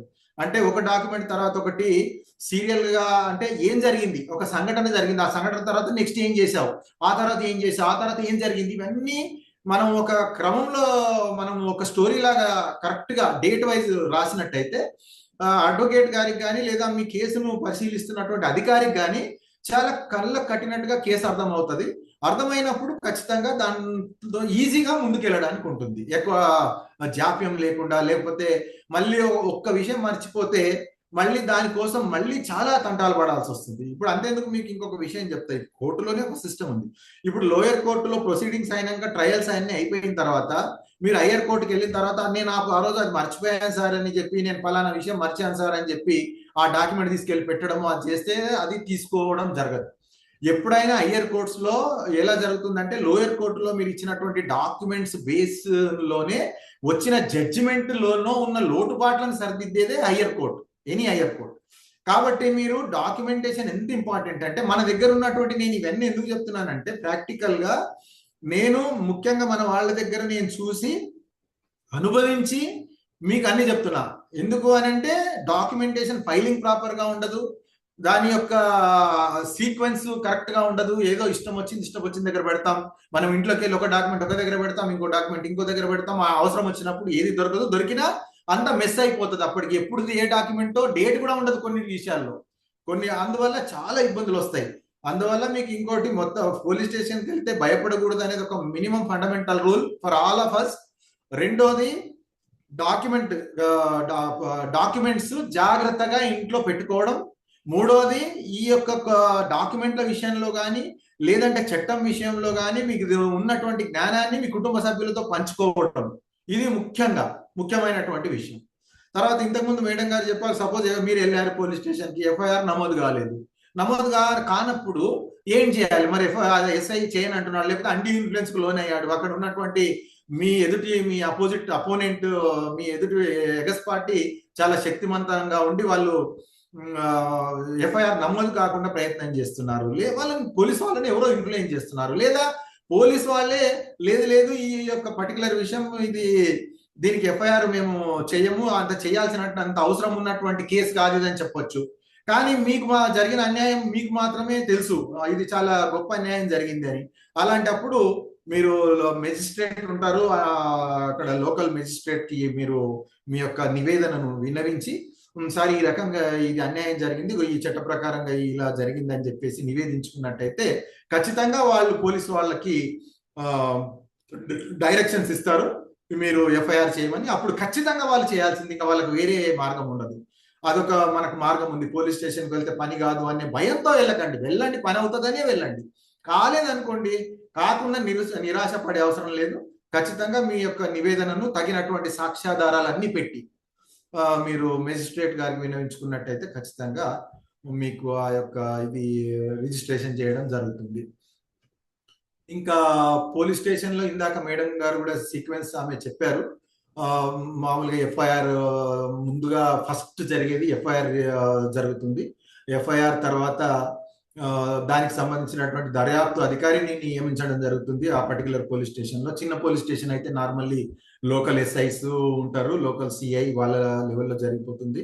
ఇంకా పెద్ద కేసులు అయితేనేమో అవి వాటికి సపరేట్ సిట్ లాంటివి కానీ లేదంటే సపరేట్ అధికారిని దర్యాప్తు అధికారిని వాళ్ళు పెడతారు. అలాగే చట్టానికి కిందాక అనుకున్నాం కదా, కాగ్నిజబుల్ అఫెన్స్ అని అంటే పెద్ద పెద్ద నేరాల్లో మర్డర్ లాంటి నేరాలు కానీ ఇంకా పెద్ద నేరాలు మోర్ దాన్ 7 years ఏదైతే ఇంప్రిజన్మెంట్ ఉంటుందో ఆ నేరాలన్నింటికి అరెస్ట్ అనేది అనివార్యం ఉంటుంది. అట్లానే మన SC/ST అట్రాసిటీ యాక్ట్ లో కూడా అరెస్ట్ అనేది అనివార్యమైనా కూడా ఇంకా ఈ మధ్యన దాన్ని వేరే రకంగా చూస్తున్నారు కాబట్టి అందులో కూడా ఖచ్చితంగా అరెస్ట్ చేయాలి. అది ఇంతకుముందు ఏదో ఫస్ట్ ఆ మధ్యన సుప్రీంకోర్టు జడ్జిమెంట్ ఏదో వస్తే తర్వాత మళ్ళీ దాన్ని చేసి సుప్రీంకోర్టు అగైన్ మళ్ళీ రెండో జడ్జిమెంట్ లో అరెస్ట్ అనేది అది తీసేశారు. అరెస్ట్ చేయకూడదు అని అనుకున్నారు కానీ మళ్ళీ అరెస్ట్ చేయొచ్చు అని చెప్పింది. తర్వాత వాళ్ళు పోలీసు వాళ్ళు ఇన్వెస్టిగేషన్ లో భాగంగా మనల్ని మన దగ్గర ఉన్నటువంటి ఎవిడెన్స్ అడగొచ్చు. అంటే మనం ఒక వాదన వినిపిస్తాం, లేదంటే అది అలా జరగలేదు ఇలా జరిగింది అన్నప్పుడు అనడానికి మీ దగ్గర ఉన్నటువంటి ఎవిడెన్స్ ను వాళ్ళకి ఇవ్వచ్చు. ఏది ఇచ్చినా కూడా ప్రతి ఒక్కటి మీరు ఒకటే చెప్తున్నా, మీ దగ్గర ఒక ఒరిజినల్ తీసుకెళ్లి వాళ్ళకి ఇచ్చేసిన తర్వాత అది మాయమైపోయిన తర్వాత మళ్ళీ మీకు చాలా ఇబ్బందులు వస్తాయి. ఏ ఎవిడెన్స్ ఇచ్చినా కూడా మీరు ఖచ్చితంగా దానిపైన అక్నాలెడ్జ్మెంట్ తీసుకోవాల్సిందే. వాళ్ళు అక్నాలెడ్జ్మెంట్ తీసుకోకపోతే జిరాక్స్ ఇవ్వండి ఫస్ట్. మీరు ఒరిజినల్స్ మాత్రం ఇవ్వకండి. పోలీస్ స్టేషన్ లో మిమ్మల్ని ఏది అడిగినా కూడా, పోలీస్ స్టేషన్ లో నేను చెప్పేది, పోలీస్ స్టేషన్ లో ఏది అడిగినా మీరు జిరాక్స్ కాపీలే ఇవ్వండి. కోర్టులో మాత్రం ఒరిజినల్స్ ఇవ్వాలి. ఇందాక చెప్పిన కోర్టులో మాత్రం ఒరిజినల్స్ సబ్మిట్ చేయాలి ఖచ్చితంగా. ఎందుకంటే జిరాక్స్ కాపీ మార్క్ చేయబడదు కోర్టులో. అది ఓన్లీ యాజ్ ఏమంటారంటే దాన్ని ఎవిడెన్స్ కింద కాకుండా జస్ట్ సపోర్టింగ్ డాక్యుమెంట్ కింద తీసుకుంటారు కానీ మేజర్ ఎవిడెన్స్ కింద కోర్టు తీసుకోరు. పోలీస్ స్టేషన్ లో మాత్రం మీరు ఫస్ట్ ఓన్లీ అన్ని జిరాక్స్లు సెకండ్ కాపీలు ఇవ్వడానికి ప్రయత్నం చేయండి. ఎప్పుడైతే కోర్టులో మీ కేసు అనేది వస్తుందో, ఆ ట్రయల్స్ లో వస్తుందో, అప్పుడు కావాలనుకుంటే ఒరిజినల్స్ అవసరం అనుకుంటే మన అడ్వకేట్ గారు కానీ వాళ్ళు అడిగినప్పుడు అప్పుడు మనం ప్రవేశపెట్టవచ్చు. కానీ పోలీస్ స్టేషన్ లో ఒరిజినల్స్ ఇస్తే ఏమవుతుందంటే మేము చాలా చూసాం, అది మాయమైపోతుంది అక్కడి నుంచి. నువ్వు ఇచ్చింది ఇదే అని చెప్పడము ఆ తర్వాత ఎవరికి గుర్తుండదు. అందువల్ల లేదా మీరు ఒరిజినల్ కావాలంటే మీరు రాయండి అక్కడ, we are submitting the following original documents అని చెప్పి రాసి పోలీస్ వాళ్ళ అక్నాలెడ్జ్మెంట్ సంతకం తీసుకోండి. సో దానివల్ల మనం సేఫ్ అయిపోతాం. అప్పుడు మనం కోర్టుకు కూడా ఈ కాపీ సబ్మిట్ చేయొచ్చు, సార్ మేము సబ్మిట్ చేసాం పోలీసులకు అని చెప్పి. దాని జిరాక్స్ కాపీలు ఎలాగో మన దగ్గర ఉంటాయి. సో కాబట్టి దాని సపోర్ట్ తో మనం ఫ్యూచర్ లో మన కేసుని పకడ్బందీగా తయారు చేసుకునేటటువంటి అవకాశం ఉంటుంది. తర్వాత వాళ్ళు పోలీసు వాళ్ళు ప్రశ్నిస్తారు, దానికి తయారైనటువంటి జవాబులు మనం చెప్తాం. తర్వాత వాళ్ళు ఇంకోటి చెప్పాను కదా ఇందాక, వాళ్ళకు కాగ్నిజబుల్ అఫెన్స్ కానీ లేదంటే తీవ్ర నేర రూపంలో ఉన్నప్పుడు వాళ్ళు మనల్ని పోలీస్ కస్టడీకి తీసుకోవడం, మనల్ని ప్రశ్నించడం, ఇవన్నీ మీరు చూస్తూ ఉంటారు. సరే, అది very rarest of the rare లో జరుగుతూ ఉంటుంది. మోస్ట్లీ మన వైపు మోస్ట్లీ అన్యాయాలు జరుగుతాయి, మనం ఎవరికి అన్యాయం చేయం కాబట్టి. బట్ ఒకవేళ మనల్ని కూడా ఎవడన్నా అనవసరంగా ఇరికిచ్చేదాన్ని ఇబ్బంది పెట్టినా కూడా వాళ్ళు పోలీసు వాళ్ళు మనల్ని తీసుకోవచ్చు. కానీ ఆ క్రమంలో వాళ్ళు ఎట్టి పరిస్థితుల్లో కూడా వాళ్ళు బల ప్రయోగం కానీ లేదంటే మన మీద శారీరకమైనటువంటి హింసకు గురి చేయడం చట్ట విరుద్ధం. ఫస్ట్ అది మీరు తెలుసుకోండి. పోలీస్ స్టేషన్కి వెళ్ళాం కాబట్టి వాళ్ళు అలా చేశారు కాబట్టి ఇది ఒక అంటే మార్కెట్లో కానీ అంటే సమాజంలో అది అయిపోయింది. అంటే వాళ్ళు చేసిందంతా ఓకే వాళ్ళు చేస్తారు అనే భావనలో ఉంది సమాజం. అంటే మన సమాజం ముఖ్యంగా, వాడు తెలిసిన వాడు అదేం చేయడు, వాడు డబ్బులు ఇస్తాడు తప్పించుకుంటాడు. కాబట్టి ఎట్టి పరిస్థితుల్లో కూడా పోలీసు వాళ్ళ నిర్బంధంలో ఎలాంటి బల ప్రయోగం చేసేటటువంటి అవకాశం వాళ్ళకు లేనే లేదు. చట్ట ప్రకారంగా అది నేరం. కాబట్టి ఒకవేళ అలా జరిగితే మీరు బయటకు వచ్చి నోరు విప్పండి. మీరు విప్పినట్టయితే కనీసం నెక్స్ట్ వాడిని వాళ్ళు అలా చేయడానికి భయపడతారు. మనం ఏంటి అది మనలోనే పెట్టుకుని ఆ యొక్క బాధను, దుఃఖాన్ని, ఆ బాధను మనం అనుభవిస్తూ ఉంటే అది కరెక్ట్ కాదు. అంటే ప్రశ్నించే తీరులో ప్రశ్నించాలి. పోలీసు వాడు ఏదో చేస్తున్నప్పుడు సరే అది మన చేతుల్లో లేదు, మనం వాడి చేతుల్లోకి వెళ్ళిపోయాము. బయటికి వచ్చినప్పుడు అవకాశం వచ్చినప్పుడు ఖచ్చితంగా ఆ విషయాన్ని మనం మెజిస్ట్రేట్ కానీ లేదంటే బయట నెక్స్ట్ ఫ్రెండ్కి కానీ మన వాళ్ళకి కానీ చెప్పుకోవడం అనేది చాలా మంచి పని. అప్పుడు ఏమవుతుందంటే దానికి ఎలాంటి రెమెడీస్ ఉన్నాయి, ఏం చేయాలి అనేటటువంటిది అడ్వకేట్ గారు కానీ లేదంటే సమాజంలో ఉన్నటువంటి ఇంకా మిగతా పెద్ద ఆఫీసర్స్ ఉంటారు, వాళ్ళకంటే పై ఆఫీసర్స్ ఉంటారు, మెజిస్ట్రేట్ గారు ఉంటారు, మన కేసు అక్కడ ఉంటుంది, జడ్జి గారి ముందు మనం చెప్పుకోవచ్చు. సో ఇలా చాలా అవకాశాలు ఉంటాయి. కానీ మనం మన మనసులోనే ఉంచుకొని దాన్ని అనుభవించి మనం మానసికంగా డిప్రెషన్కి వెళ్ళిపోయి మన హెల్త్ తర్వాత మన కుటుంబాన్ని అన్ని పాడు చేసుకునేటటువంటి అవసరం మనకు లేనే లేదు. మనకు ఆధునిక భారతదేశంలో స్వాతంత్రం వచ్చి 80 ఏళ్ళు అయింది కాబట్టి ఇప్పుడన్నా మనం మారాలి ఖచ్చితంగా. మనకు అలా చచ్చే బదులు ఇలా చేద్దాం. నేను అంటున్నా అది మనం ఏదైనా ఎదురు తిరిగినా లేదంటే ఏదైనా మాట్లాడినప్పుడు పోలీసు వాళ్ళు ఏదో చేస్తారనే భయం కంటే, భయంలో చచ్చే కంటే ఈ రకంగా ధైర్యాన్ని ప్రదర్శించి చస్తే చాలా బెటర్. అది నా యొక్క ఇది. నేను అనుకుంటా నేను చాలా టైం తీసుకున్నాను. ఒక కూలంకషంగా ఇది ఒక పోలీస్ స్టేషన్ కు వెళ్ళినప్పుడు మనం ఎలా బిహేవ్ చేయాలి, మనకు ఎలాంటి క్వశ్చన్స్ రావచ్చు, ఎలాంటి సమస్యలు మనం ఎదుర్కోవాల్సి రావచ్చు, దానికి మనం ఎలా సన్నద్ధంగా ఉండాలి, మన కుటుంబ సభ్యులను, మన స్నేహితులను, మన సమాజాన్ని ఏ రకంగా మేల్కొల్పాలి ఈ విషయంలో అనేటటువంటి విషయాన్ని నేను మీ వరకు రీచ్ అయ్యానని అనుకుంటున్నాను. Thank you very much.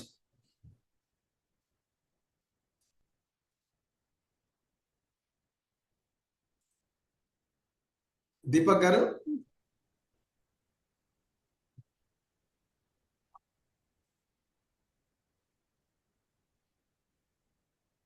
Deepak గారు ఉన్నారా? ఆయన బిజీ ఉన్నారు, మీరు సమ్మప్ చేస్తారా మేడం? ఓకేనండి.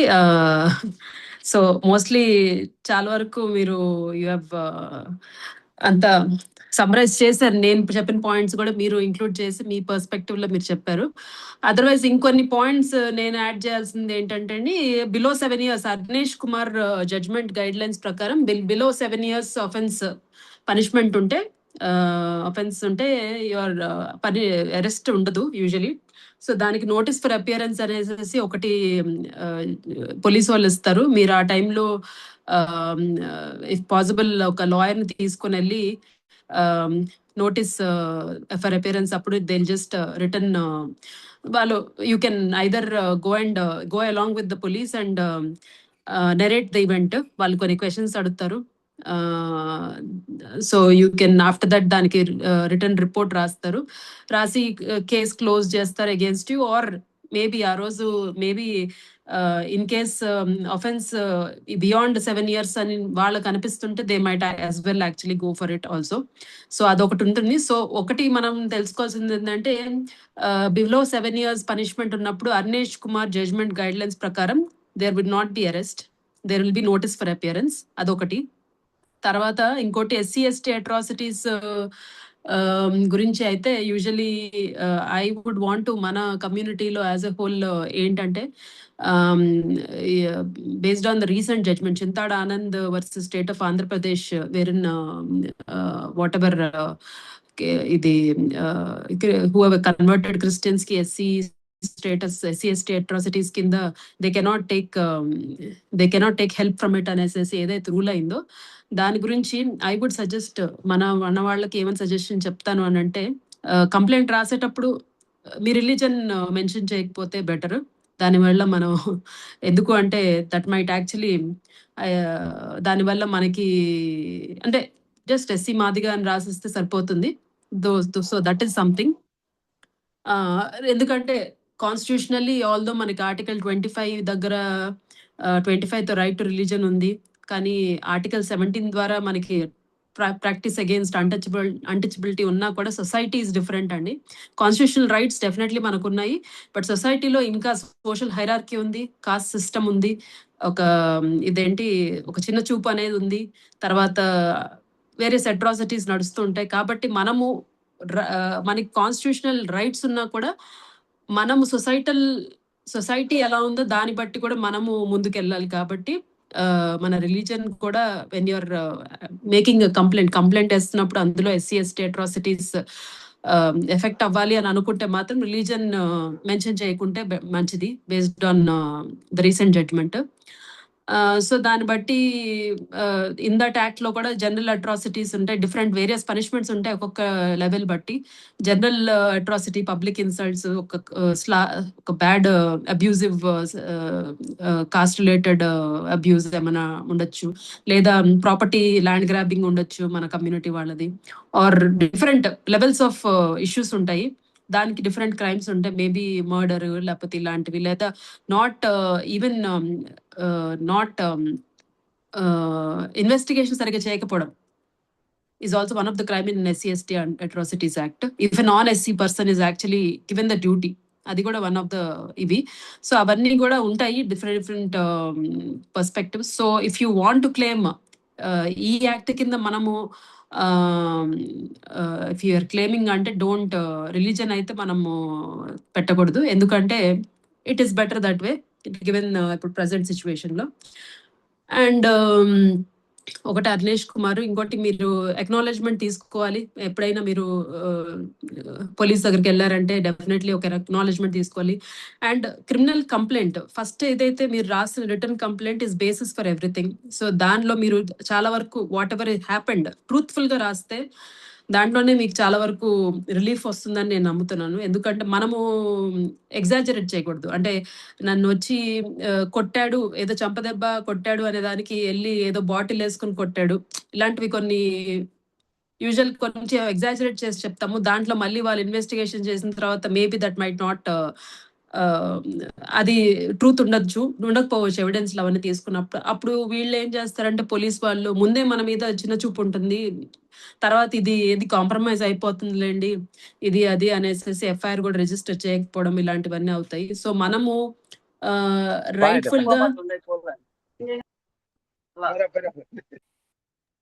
రైట్ఫుల్ గా మనకి అన్యాయం ఎలా జరిగింది ఏంటి అనేసి క్రిమినల్ కంప్లైంట్ లోనే మోస్ట్లీ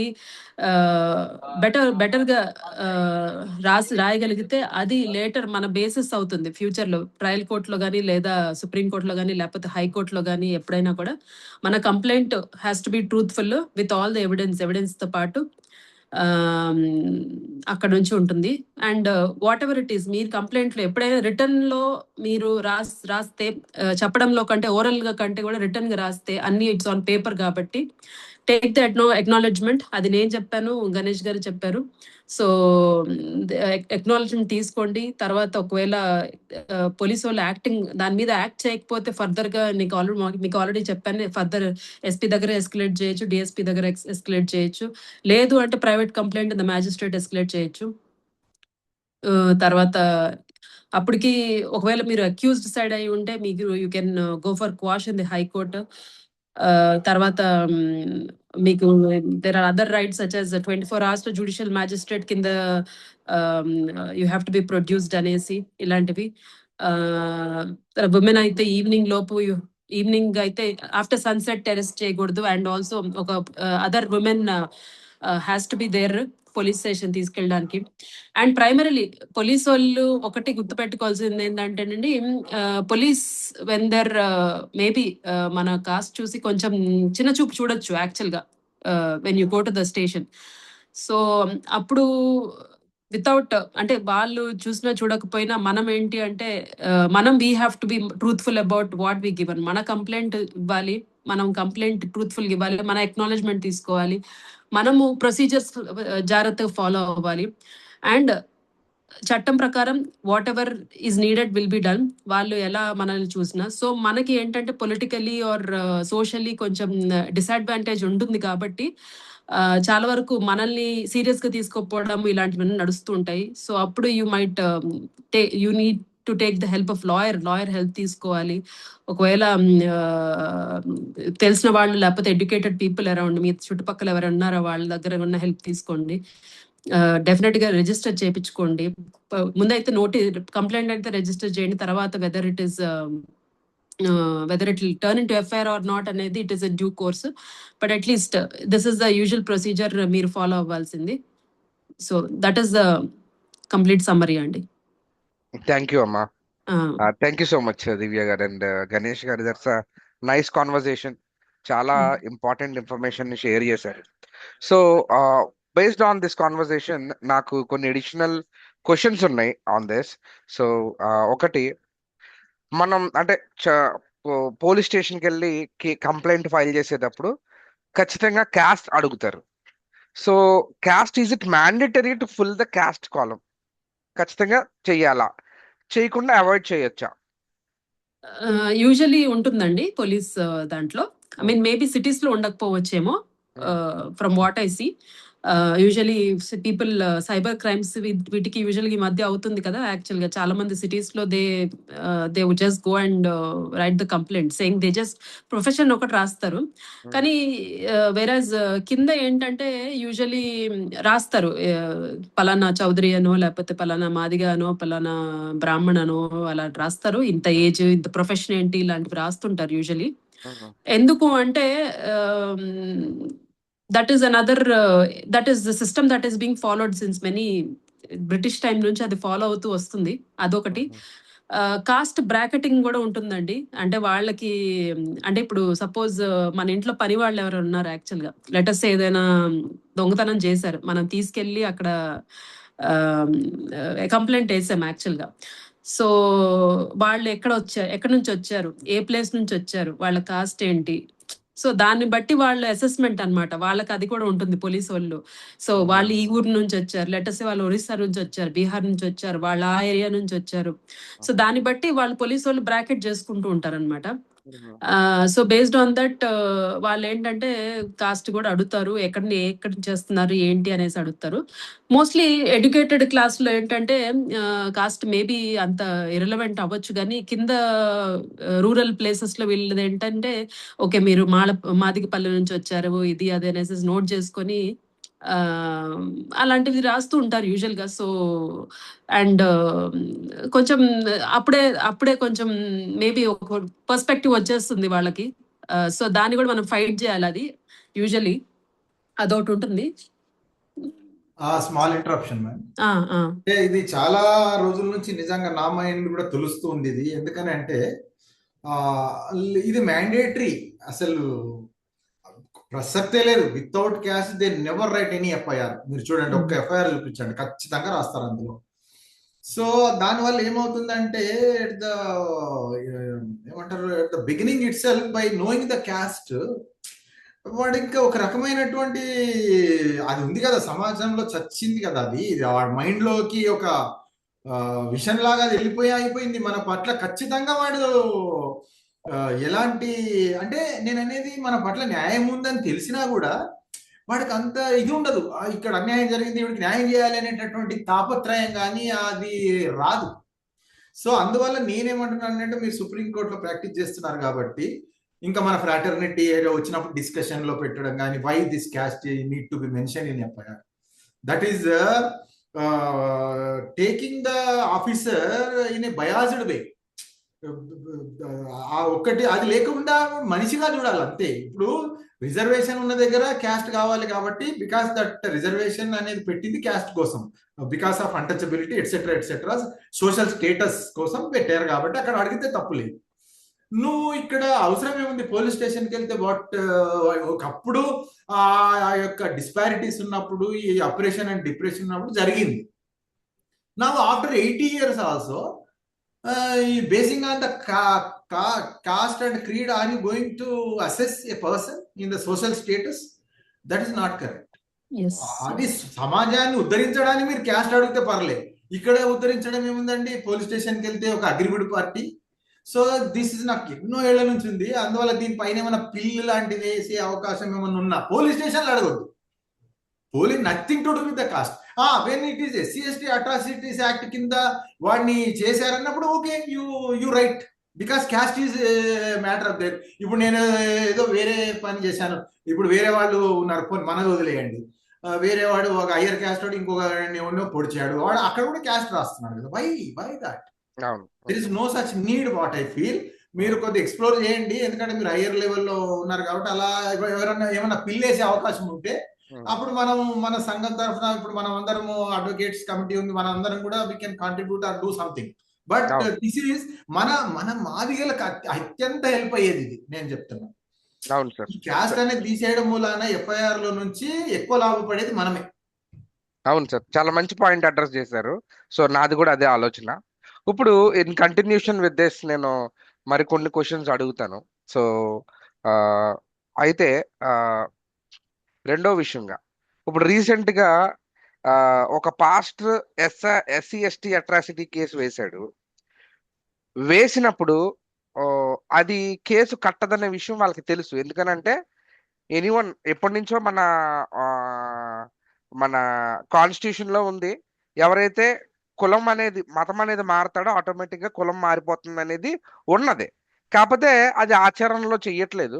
ఎందుకంటే వ్యక్తిగతంగా ఎవరైతే నేను మతం మారాను అని చెప్తాడో వాడు మాత్రమే కులం నుంచి అంటే వాడి కులం బీసీ కింద మారే అవకాశం ఉంటుంది, ఎస్సీ నుంచి బీసీకి. అంటే వ్యక్తిగతంగా ఆ వ్యక్తి has to confirm and voluntary confirm that I have changed or పలానా రిలీజియన్ నేను పాటిస్తున్నానని చెప్పాలి. ఆ విషయం తెలిసిన విషయమే, యాక్చువల్గా ప్రతి ఒక్క లాయర్కి తెలిసిన విషయమే. తెలిసిండు కూడా ఆ పాస్టర్, నేను ఒక పాస్టర్ని, నా మీదకి వచ్చి వీళ్ళు దాడి చేశారు అని చెప్పి ఎస్సీ ఎస్టీ అట్రాసిటీ కేసు కట్టారు. ఈ కట్టడం వెనకాల కూడా ఏమన్నా కుట్ర ఉందంటారా? డెఫినెట్లీ అండి, ఉంది. డెఫినెట్లీ కుట్ర ఉంది. There is some large force behind అండి, డెఫినెట్ గా. తెలిసి కూడా అది సరే, సపోజ్ లెటస్ సే ఇప్పుడు తెలిసి కూడా నేను పాస్టర్ అని చెప్తూ ఎస్సీ ఎస్టీ అట్రాసిటీస్ మీద క్లెయిమ్ చేసుకుంటూ he went ahead, high court quash చేశాడు. He went to the extent of going to the supreme కోర్ట్కి వెళ్ళి రివ్యూ పిటిషన్ కూడా వేసుకొని ఛాలెంజ్ చేస్తుంది. Simple pastor, can he do that? One question. అంటే ఇది ఎలా ఉందంటే my question is someone behind him కావాలని ఒక సొసైటీలో ఒక క్వశ్చన్ రేజ్ చేయడము ఆర్ ఒకలాంటి అలజడి క్రియేట్ చేయడం ఇన్ ద సొసైటీ మన వాళ్ళలో కావాలని జరుగుతుంది అనేసి ఉంది. డెఫినెట్లీ. ఎందుకంటే I mean given the situation, someone maybe high court వరకు వెళ్ళొచ్చు అనుకున్నాము, ఆయనకి అక్కడికి రాలేదు. బేసిక్ గా సుప్రీంకోర్టు దాకా వచ్చాడు, రివ్యూ పిటిషన్ కూడా వేసాడు. ఇన్ని జరిగిన తర్వాత కూడా someone as simple as someone who is small pastor కింద అక్కడ దాకా ఛాలెంజ్ చేయాల్సిన అవసరం ఏంటి? He clearly nose religion claim కావాలని చేశాడు. మేడం నేనేమనుకుంటున్నానంటే, అదర్ వే చెప్పారు, అది ఫ్యాక్టే. నేనేమనుకుంటున్నానంటే వీళ్ళు ఏదైతే ప్రెసిడెన్షియల్ ఆర్డర్ ఉందో అది ఎప్పుడో ఉంది కదా, సో వీళ్ళు దాన్ని ఎంత దృష్టిలో పెట్టుకున్నారు, ఏం చేశారు అనేది ఒక పక్కన పెడితే దీన్ని ఎండార్స్ చేయించుకునే క్రమంలో వెళ్ళారేమో అని నేను అనుకుంటున్నాను. అంటే that also one you see, అంటే general discrimination. Though is a pastor but he is SC, belongs to Madiga Mala whatever. అతను వెళ్ళాడు కదా, వెళ్ళి ఒకవేళ కోర్టు సపోజ్ ఆయన ఫేవరబుల్ గా వచ్చింటే దాన్ని nothing but endorsing by the court what ever, అది కూడా మేబీ వన్. ఎందుకంటే వెళ్ళిన అతను ఒక ఆర్డినరీ సిటిజన్ కాదు కదా, ఈజ్ అ పాస్టర్. అండ్ అతని గురించి కూడా బాగా చాలా ఇదిగానే స్ట్రాంగ్ గానే పార్టీ అనేది. ఇప్పుడు ఇంకో క్వశ్చన్ అండి, పోలీస్ ఎలా రిజిస్టర్ చేశారు? అది ఇప్పుడు అంటే పోలీస్ అంటే అక్కడ ఒకటి ఉంది, పోలీసు ఇన్నాళ్ళు చేస్తూనే ఉన్నారు, ఇది ఒక్కటి కాదు కదా. Any pastor if is going and claiming that I'm belongs to Madiga అంటే చేస్తున్నారు. అది ఇప్పటిదాకా నవ్ సబ్జెక్ట్ మార్కెట్ లోకి వచ్చింది, బయటకు వచ్చింది. బట్ ఇంతవరకు that is happening because I was working for company, so many such FIRs I have seen, so many cases. అంటే సార్ పాస్టర్ అని మెన్షన్ చేయడం, పాస్టర్ అని మెన్షన్ చేశారు కదా. అంటే ఒక విషయం మేడం, ఇక దివ్య సార్, గణేష్ సార్ ఒక చిన్నది. ఇప్పుడు ఒక కేసుని ఒక పర్టికులర్ సెక్షన్ లోకి పెట్టాలి అంటే పోలీసులకు కూడా లా గురించి కొంత అవగాహన ఉండాలి కదా? ఉండాలి. అంటే అది మ్యాండేటరీయా మేడం? అంటే లా చదివిన వాళ్ళు, ఈ రైటర్ గానీ వీళ్ళు ఎవరన్నా లా బ్యాక్గ్రౌండ్ ఉన్న వాళ్ళు ఉంటారా? అంటే పోలీస్ వాళ్ళకి ఏంటండి? లేదు మేడం, అదే లా అనేది మ్యాండేటరీ కాదు. It is only he has to ఏమంటారు అంటే జనరల్ గా అండి. ఇప్పుడు సపోజ్ 420 అని అంటారు, జనరల్ పర్స్పెక్టివ్ వాళ్ళకు ఉంటాయి. ఇప్పుడు చీటింగ్ జరిగింది అని అంటాం, నేను వెళ్ళి కంప్లైంట్ ఇస్తాను సేయింగ్ నాకు చీటింగ్ జరిగింది ఇది అదేనేసి, ఓకే 420 అని రాసేస్తారు. లెటర్స్ ఏదో క్రిమినల్ బ్రీచ్ ఆఫ్ ట్రస్ట్ నడిచింది 409 అని రాసేస్తాడు. లేదు ఇది మ్యాట్రిమోనియల్ లిటిగేషన్, అంటే వైఫ్ వెళ్ళిపోయి ఇట్లా హస్బెండ్ నన్ను కొట్టాడు ఇది అదని 498 ఐపీసీ, ఇలాంటివి కొన్ని బేసిక్స్ ఉంటాయండి వాళ్ళకి. యాక్చువల్ గా ఇలాంటి కేసు వచ్చి ఈ కంప్లైంట్ వచ్చినప్పుడు ఈ ఆఫెన్సెస్ అని రాస్తారు యాక్చువల్ గా.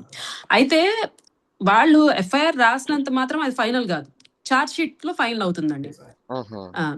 చార్జ్ షీట్ లో అయిపోయిన తర్వాత, చార్జ్ షీట్ అంటే చార్జ్ షీట్ లో ఏంటంటే ఎవిడెన్స్ అవన్నీ తీసుకొని, విట్నెస్ స్టేట్మెంట్లు అన్ని తీసుకొని ఒక చార్జ్ షీట్ ఫైల్ చేసి, ఓకే ఈ ఒఫెన్సెస్ కి చార్జ్ షీట్ రెడీ అయింది అనేసి చెప్తారు. ఆ మ్మ్. చార్జ్ షీట్ ని మ్యాజిస్ట్రేట్ దగ్గర ప్రొడ్యూస్ చేస్తారు. మ్మ్. మ్యాజిస్ట్రేట్ దగ్గర ప్రొడ్యూస్ చేసిన తర్వాత ట్రయల్ నడుస్తుంది. క్రాస్ ఎగ్జామినేషన్లు కానీ, లేకపోతే ఎవిడెన్స్ సమ్మన్స్ ఇవన్నీ జరుగుతాయి. Procedure in the magistrate court. Last లో ట్రయల్ కోర్ట్ కూడా maybe they might think that okay maybe ఈ ఒఫెన్సే 420 ఒక్కటే వర్తిస్తుంది, 409 వర్తించకపోవచ్చు అని కూడా కంక్లూజన్ రావచ్చు. So based on that finally punishment వస్తుందండి. అది ఓకే మ్యామ్. సో ఇప్పుడు కానీ ఇక్కడ ఇక్కడ క్వశ్చన్ ఒక్కటి ఉంది. దీపక్ గారు, ఇక్కడ ఒక్కటి ఏంటంటే విచిత్రం నేను చెప్పేది, ఇది ఒక లీగల్ లో ఉన్నటువంటి విచిత్రం ఏంటంటే, సపోజ్ పోలీసు వాళ్ళు ఏ నేరారోపణ జరిగిందో ఆ నేరారోపణకు సంబంధించినటువంటి చట్టం యొక్క నంబర్, అది సెక్షన్ నంబర్ ఉదహరించకపోతే కోర్టులు ఏం చేస్తాయంటే అది రాదు కదా, కొట్టేస్తాయి. అది నేరం అని తెలిసినప్పటికీ కూడా ఆ పర్టికులర్ నంబర్ పోలీస్ వాళ్ళు కానీ పెట్టకపోతే ఛార్జ్ షీట్ లో 99% కొట్టేస్తాయి. ఏది అన్లెస్ అడ్వకేట్ అంటే మన అపోనెంట్, అంటే ఇప్పుడు క్రిమినల్ కేసులలో పబ్లిక్ ప్రాసిక్యూటర్ ఉంటారు కదా, పబ్లిక్ ప్రాసిక్యూటర్ కానీ వీళ్ళ అపోనెంట్ మనం పాయింట్ రేజ్ చేసి ఆ సెక్షన్ తప్పుగా పెట్టారని స్పెసిఫిక్ ప్లీ తీసుకొని మెమో ఫైల్ చేస్తే తప్పించి అది మారదు. అది ఎవరు చేస్తారంటే అది ఆ చట్టం యొక్క సెక్షన్ నంబర్ మార్చడం అనేది చాలా, అట్లా ఎన్నో కేసులు పోయినాయి. అవునండి, అది కరెక్ట్. ఇప్పుడు థెఫ్ట్ అని రాస్తారు, డెకాయిటీ అనేసి జరిగిద్ది యాక్చువల్ గా. డెకాయిటీ అంటే 5 members కలిసి నీ మీద దాడి చేయడము. థెఫ్ట్ అనుకోండి ఒకళ్ళిద్దరు ఏదో ఉంటుంది దాని డిఫరెన్స్. పోలీసు వాళ్ళు వచ్చి థెఫ్ట్ కేస్తారు, అక్కడ జరిగింది డెకాయిటీ. అప్పుడు క్వాష్ వేసుకుంటారు, అదర్ సైడ్ వెళ్ళేసి క్వాష్ వేసుకుంటారు హైకోర్టులో. ఆడంటారు, వాళ్ళు అంటారు ఇక్కడ పోలీసు వాళ్ళు వచ్చేసి ఇది చేశారు, మీరు అసలు రాంగ్ సెక్షన్ అంటారు, అక్కడ క్వాష్ అయిపోతుంది. సో అప్పుడు మనకి ఏంటంటే ప్రొటెస్ట్ పిటిషన్లు వేసుకోవాలి, మళ్ళీ ప్రైవేట్ కంప్లైంట్, అదంతా ప్రొసీజర్ అండి. ఎవరు పోతారు అలా అనమాట. ఇది అసలు నిజానికి ఒక జడ్జి గారి దగ్గరకు, ఒక మెజిస్ట్రేట్ గారి దగ్గర కేసు వెళ్ళినప్పుడు, సరే నంబర్ కదా, టెక్నికల్ ఇష్యూ కదా, that is coating section number is only technical. But విచిత్రంగా అది జస్ట్ ఆ నంబర్ కోసం కాల్ చేస్తారు. ఆ నేరం జరిగిందని జడ్జి కూడా పూర్తిగా తను కూడా సాటిస్ఫై అవుతారు. But because of technical reason ఇది కరెక్ట్ లేదు. అంటే ఈ న్యాయ వ్యవస్థలో ఇది చాలా చోట్ల టెక్నికల్ రీజన్స్ మీద ఎన్ని కేసులు కొట్టేస్తారు. అవును, పోలీసు అంటే అవగాహన లేదనుకోవచ్చు, లేకపోతే ల్యాక్ ఆఫ్, వాళ్ళకి కూడా కొంచెం ఎడ్యుకేషన్ ఇంకా రావాలి. అది రైట్ సెక్షన్స్, అది లా కంపల్సరీ అని అంటే కంపల్సరీ చేస్తే బెటర్, కానీ అది కంపల్సరీ కాదు. ఇప్పుడు ఏమైనా సరే ఒక ఆర్గనైజేషన్ లో పని చేసేటప్పుడు మాకు అవన్నీ తెలియాలి, కానీ అవి తెలిసినటువంటి లేకపోయినా కూడా we will become an officer of that particular position. But ఏంటంటే after becoming that officer it is my duty to know, అంటే చదువుకోవడం అది. అంతేగాని the law is not mandatory to the police people. చెప్పండి దీపక్, వినపడట్లేదు. మీది మ్యూట్ ఉందా? దీపక్ గారు మ్యూట్ లో ఉన్నారా? అవును sir, sorry for that sir. చాలా మంచి ఇన్పుట్స్ ఇచ్చారు. వాల్యూమ్ పెంచుతారా? అవును సార్, అది మీరు మీ వాల్యూమ్ తక్కువ ఉన్నట్టుంది సార్. ఒకటి మీ వాల్యూమ్ ఒకసారి చూడండి. నేను లౌడ్ గా నేను మైక్ లోనే మాట్లాడుతున్నాను. నా వాల్యూమ్ బాగానే ఉంది కదండి మిగతా వాళ్ళకి? యా, గుడ్ కదా. ఓకే. సో సార్, ఒక విషయం, ఇక్కడ ఒక క్వశ్చన్ వచ్చింది. అంజీ గారు ఒక క్వశ్చన్ అడిగారు. ఏంటంటే ఎఫ్ఐఆర్ ఫైల్ చేసినప్పుడు కొంత గ్రూప్ ఆఫ్ మెంబర్స్ ని ఇంక్లూడ్ చేసాము, తర్వాత దానిలో చేంజెస్ చేసి ఇంకా మరికొంతమందిని ఇంక్లూడ్ చేసే అవకాశం ఉంటుందా? ఇంక్లూడ్ చేయాలంటే ఎవరు చేయాలి? అంటే పోలీసు వాళ్ళు చేయొచ్చా, లాయర్ చేయొచ్చా, లేకపోతే పిటిషనరే లేదు ఈ ముగ్గురు కాదు, ఈ ముగ్గురితో పాటు ఇంకొక 5 కూడా ఉన్నారు అని చెప్పి ఇంక్లూడ్ చేయొచ్చా? ఇప్పుడు కంప్లైంట్ ఉంటుంది కదండి, యాక్చువల్ గా కంప్లైంట్ లో వెదర్ యూ హ్యావ్ స్టేటెడ్ అందరినీ వేసారా? ఇప్పుడు కొంతమంది, ఇప్పుడు 5 ఉన్నారు అనుకోండి, 5 గురించి రాసారా కంప్లైంట్ లో, మనం రాసామా లేదా, అది మెయిన్. కంప్లైంట్ బేస్ చేసుకొని తర్వాత ఎఫ్ఐఆర్ అవుతుంది. ఎఫ్ఐఆర్ లో 1-2 అంటున్నారు, ఇంకా 3 యాడ్ చేయలేదు ఇంకా, అంతే కదా క్వశ్చన్. అప్పుడు ఎఫ్ఐఆర్ మీద మనం మళ్ళీ హూఎవర్ SHO కి మళ్ళీ we can make a return request. One thing, లేదు ఫర్దర్కి వెళ్తుంది చార్జ్ షీట్ లో వీటిలో కూడా they are not include. Protest petition వేసుకోవాలండి ఇంకా ఫర్దర్కి వెళ్తే మనకి ఉన్న protest petition in the magistrate court అండి. ఇట్లా ముగ్గురిని ఇంకా యాడ్ చేయలేదు అనేసి చెప్పడం ఇంకంతే అది. Even if offences are not correct, offences సరిగ్గా వేయలేదు లేదా ఎనీ రాంగ్ డైరెక్షన్ లో వెళ్తుంది అనుకున్నా కూడా ప్రొటెస్ట్ పిటిషన్ వేసుకొని ముందుకెళ్ళొచ్చు. ఓకే, గుడ్ అమ్మా, నైస్. అయితే ఇప్పుడు ఇంకొక, సో వెరీ నైస్, చాలా వాల్యుబుల్ టాక్స్ వస్తున్నాయి. ఇప్పుడు నాకు కూడా అలాంటి ఆలోచనలు వస్తున్నాయి. ఇప్పుడు నేను కూడా లా పరంగా ఆలోచించగలుగుతున్నాను కొంతవరకు.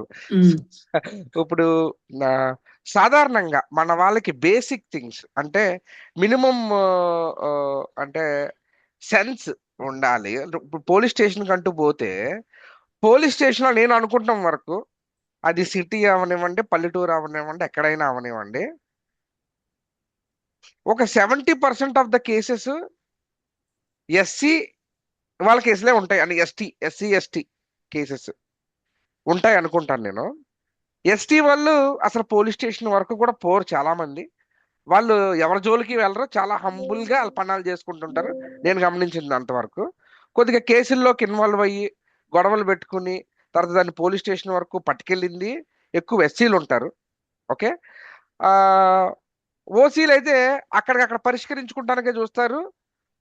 ఓసీల మీదకి ఏమైనా కంప్లైంట్లు వెళ్ళి అంటే ఎస్సీల మీద నుంచే వెళ్ళుంటాయి. వాళ్ళంతటా వాళ్ళు వచ్చి ఎవరి మీద కేసు పెట్టరు. ఓసీలు కంప్లైంట్ పెట్టించుకున్నవాడుగా ఉంటాడు తప్పించి కంప్లైంట్ పెట్టేవాడు అయితే ఓసీ వాడు ఉంటాడు ఎప్పుడు.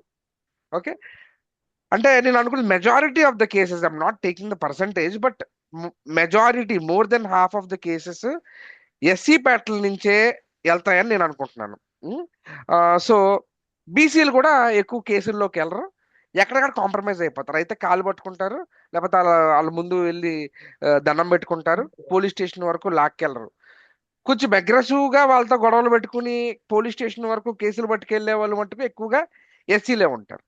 ఈ నేచర్ ని బట్టి మనం ఏమనాలి అసలు, మనాలకి మనం ఎటువంటి సూచనలు ఇవ్వాలి? ఎందుకంటే పోలీస్ స్టేషన్ అంటే ఎస్సీ ప్యాటర్న్ నుంచే వచ్చామని వాళ్ళకి ఈజీగా అర్థమైపోతుంది. వెంటనే మన మీద ఒక పర్స్పెక్టివ్ మారిపోతుంది.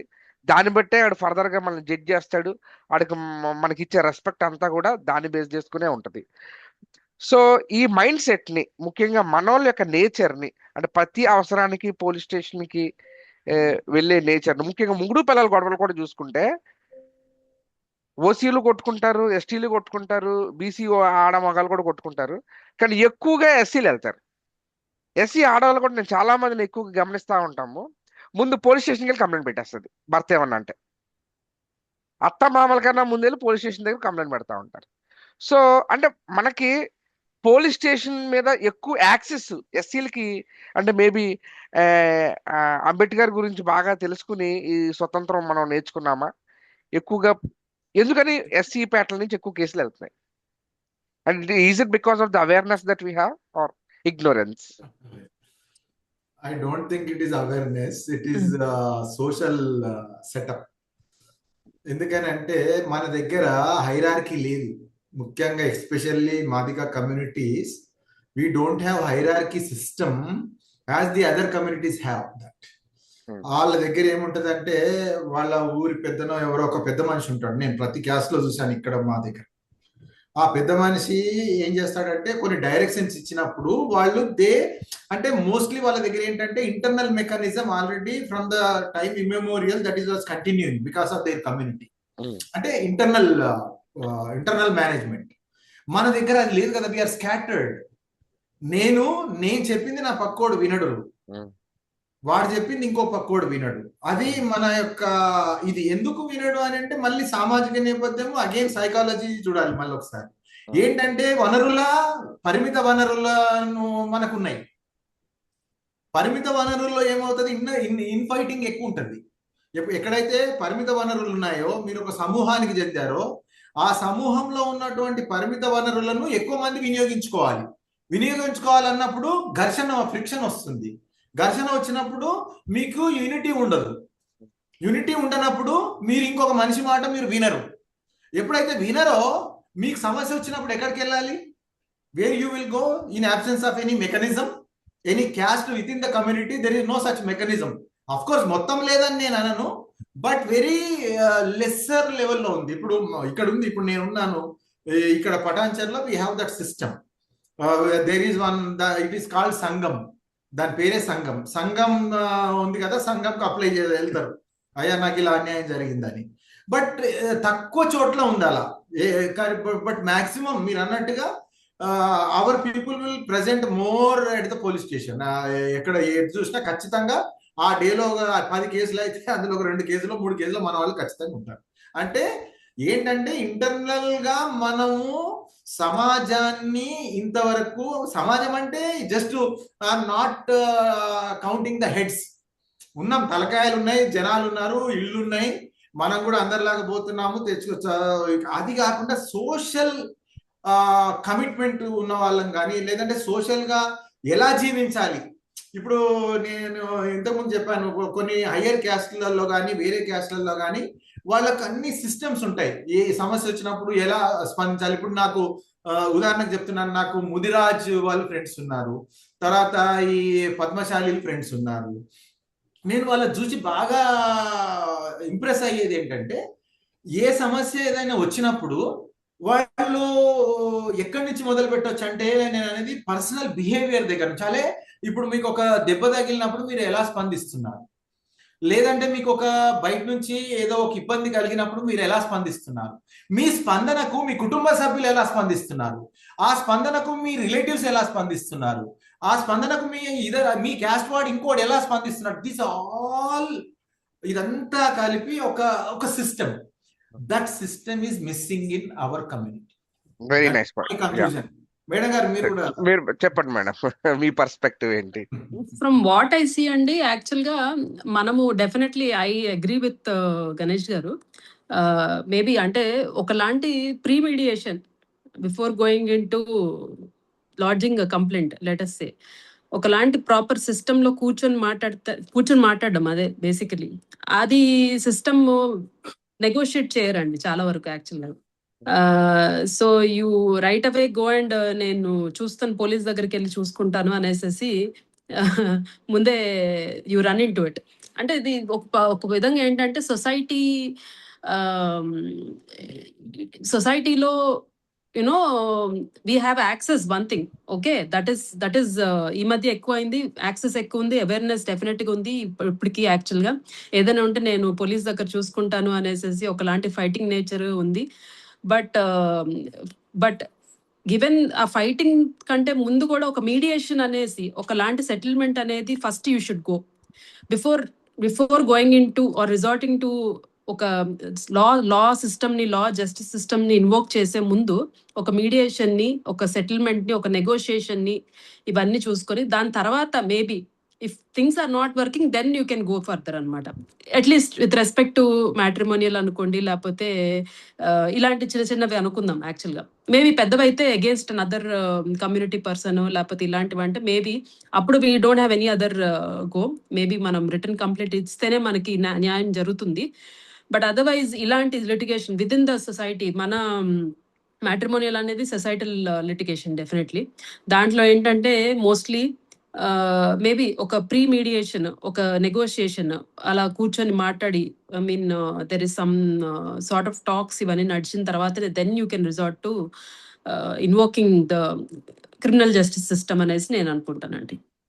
ఐ మీన్ పెట్టి cases are all these things actually. అవునమ్మా, very nice. Thanks for that.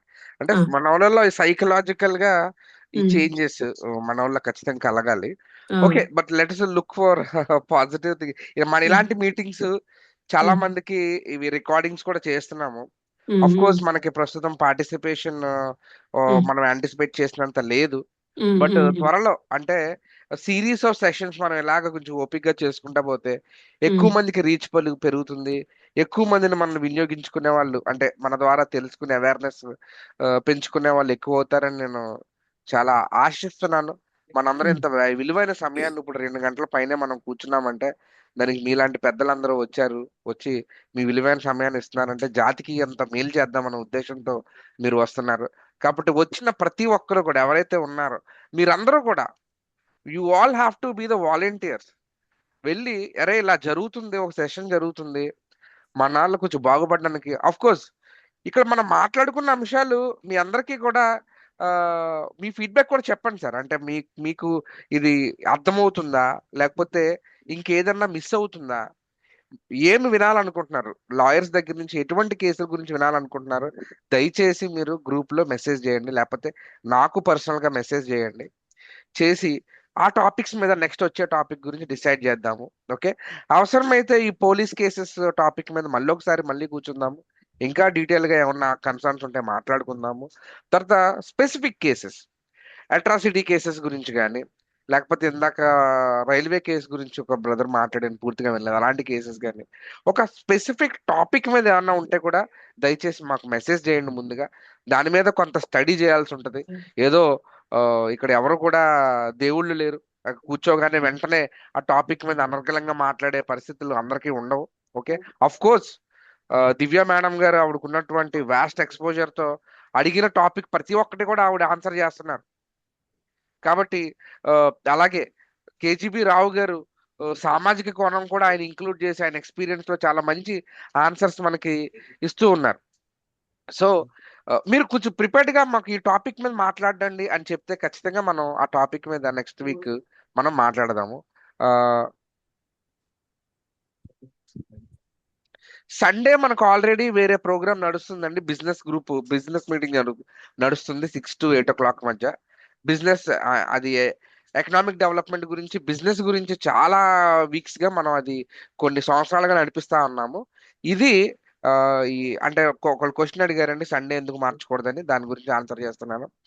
So ఇది కొత్తగా మనం లాస్ట్ వీకే స్టార్ట్ చేసాం, లాపరమైన అంశాల మీద కూడా మనం మాట్లాడాలనే ఉద్దేశంతో. కాబట్టి ఇది మార్చడానికి అయితే అవకాశం లేదు. మరి భవిష్యత్తులో చూద్దాము, దానికి వేరే సపరేట్ ఛానల్ ఏమైనా క్రియేట్ చేయడానికి. కాబట్టి ఆ అంశాల మీద కూడా మీరు ఏమన్నా మాట్లాడాలనుకుంటే కనుక, బిజినెస్ గురించి తెలుసుకోవాలనుకుంటే ఆదివారం మీరు బిజినెస్ ప్రపోజల్ మీటింగ్స్కి రండి. తర్వాత మనం రాబోయే సెప్టెంబర్ 19వ తారీఖున హైదరాబాద్లో కార్పొరేట్ ఎంప్లాయీస్ అండ్ ఐటీ సెక్టార్లో పనిచేసే వాళ్ళు, తర్వాత ఎంటర్ప్రెన్యూర్స్ మీటింగ్ ఒకటి, ఫిజికల్ మీటింగ్ ఒకటి కండక్ట్ చేయబోతున్నామండి. క్వాలిటీ ప్రొఫైల్స్ ఎవరైనా ఉంటే కనుక రిజిస్టర్ అవ్వండి. కార్పొరేట్ ఎంప్లాయీస్ ఖచ్చితంగా కార్పొరేట్ ఎంప్లాయీస్ అన్నా అయి ఉండాలి, లేకపోతే ఎంటర్ప్రెన్యూర్స్ అన్నా అయి ఉండాలి. కాబట్టి మీరు ఎవరైనా ఉంటే కనుక ఖచ్చితంగా, మీరు ఈ సెక్టార్లో ఎవరైనా ఉంటే కనుక ఖచ్చితంగా మీరు ఆ మీటింగ్ ఎన్రోల్ కండి. హైదరాబాద్లో జరగబోతున్న మీటింగ్, ఫిజికల్ మీటింగ్ పొద్దున 9 గంటల నుంచి సాయంత్రం 6 గంటల వరకు ఉంటుంది. శనివారం రోజు వచ్చింది సెప్టెంబర్ 19వ తారీఖున.